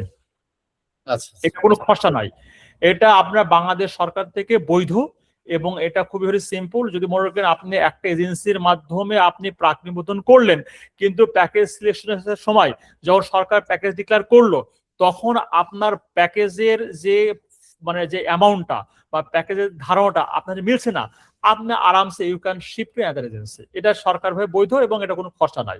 তবে ক্যান্সেল করলে পারে, এটা ক্যান্সেল করতে পারেন, বা এজেন্সি ট্রান্সফার করলে এটা বৈধ 2000 টাকার ফি এটা এজেন্সি নিতে পারে, চাইলে পারে এই। বাট এটা করতে পারেন আর কি। ঠিক আছে ভাইয়া, তাহলে আই থিঙ্ক এটা অনেক গুড একটা মানে পয়েন্ট ছিল। হ্যাঁ, আমি আমার এই পয়েন্টটা বলে দিলাম যে আপনার যে এটা আবার অনেকে এজেন্সি রাগ করে যে ভাই আমার সঙ্গে চলে যাবেন। না না না, আপনি যাচ্ছেন যেখানে আপনার জন্য ফিজিবল, আপনি সেখানেই যাবেন, ঠিক আছে? তো ওই জন্য সরকার এটা রেখেছে এবং এটা বৈধ। সরকার এটা যদি কোনো এজেন্সি না দিতে যায়, এটা আপনি পাবেন, এটা আপনার right, you can shift to other agency, no issue. এটা মানে এটা গভর্নমেন্ট থেকেই নির্ধারিত। এটা আমি hoj.gov.bd তে গিয়ে আমি এজেন্সির যে লিস্টটা দেখতেছিলাম, এখানে দুইটা টাইপ অফ লিস্ট আছে, একটা আছে হচ্ছে পরিচালনাকারী আর একটা আছে হচ্ছে অনুমোদিত। হ্যাঁ, যেটা বললাম যে লিড এজেন্সি একটা আর একটা অডিট এজেন্সি একটা। ও আচ্ছা, তার মানে হচ্ছে পরিচালনাকারীদের সাথে গেলেও যাওয়া যাবে, অনুমতি দিয়ে গেলেও একই। সেম। এখন আপনাকে সেল করতে হবে হচ্ছে যে আপনার যে ক্রাইটেরিয়া, এই ক্রাইটেরিয়া কোন কোন এজেন্সি মিট করে সেটাই। এখানে আমি আবার বলে রাখি, এখানে বর্তমানে মানে সৌদি সরকার চাচ্ছে এজেন্সি ভিত্তিক কোনো চাচ্ছে না। সৌদি সরকার চাচ্ছে এজেন্সিশিপটাকে তুলে দিয়ে সার্ভিস ওরিয়েন্টেড করতে, অফিস সিস্টেম করতে চাচ্ছে। সৌদি আরব কিন্তু অলরেডি অফিস সিস্টেম হয়ে গেছে, সার্ভিস হয়ে গেছে। ওরা কিন্তু বাংলাদেশেও চাচ্ছে একইভাবে, কারণ একইভাবে কিন্তু ওরাও ডিরেক্টলি ইউরোপ আমেরিকা কিন্তু এই এজেন্সিশিপ বন্ধ হয়ে গেছে। They are selling their package directly through Nusuk platform. ওরা বাংলাদেশেও আস্তে আস্তে ওইদিকে যাচ্ছে। বর্তমানে এজেন্সির লাইসেন্স বা এজেন্সির কোনো দাম নাই। হ্যাঁ, দাম আছে কিসের? সার্ভিসে। আপনি দেখবেন যে আপনাকে কে সার্ভিস ভালো দিচ্ছে, দ্যাটস মোস্ট ইম্পর্টেন্ট থিং। আর নাম্বার 2, এজেন্সি ছাড়া কেউ আপনার হজ যেতে পারবে না।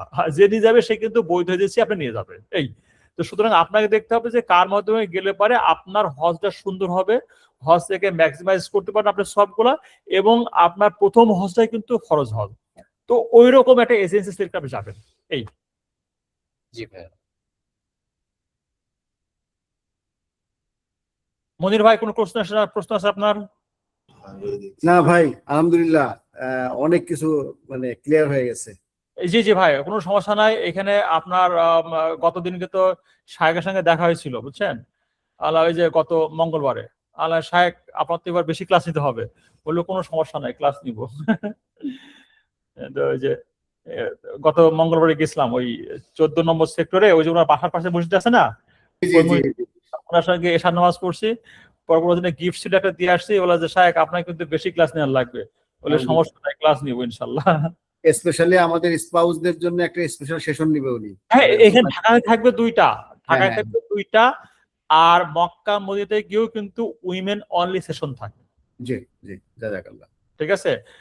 আর এখানে আমি যে জড়িত আছে, এখানে সব থেকে বড় যে অ্যাডভান্টেজ একটা যে ট্রেনিং, 60+ ঘন্টা ট্রেনিং থাকে। এটা আপনার প্রিপারেশনের জন্য আলহামদুলিল্লাহ ভেরি গুড প্ল্যাটফর্ম। আমি বলবো যে এখানে আমরা সবাই ট্রেনিং নিই, নিজ নিজ জায়গা থেকে ট্রেনিং, আলহামদুলিল্লাহ ইটস ট্রেনিং ইজ ভেরি, মানে এটার আলহামদুলিল্লাহ খায়ের, খুব ভালো ট্রেনিংটা।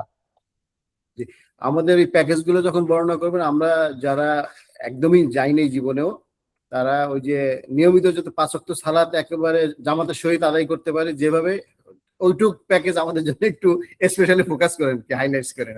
অবশ্যই অবশ্যই, আমি প্যাকেজে কনস্ট্রাকশন বলে দিব, মাছ ধরা শিখাই দেবো, আপনি মাছ ধরে খাবেন। আপনি নিজেই বুঝবেন যে কোনটা আপনার জন্য ফিট। মানে আপনাকে আমি এইভাবে বলে দেবো সবাইকে ইনশাআল্লাহ, আপনি নিজেই বুঝতে পারবেন যে এইটা আমার জন্য ফিজিবল প্যাকেজ।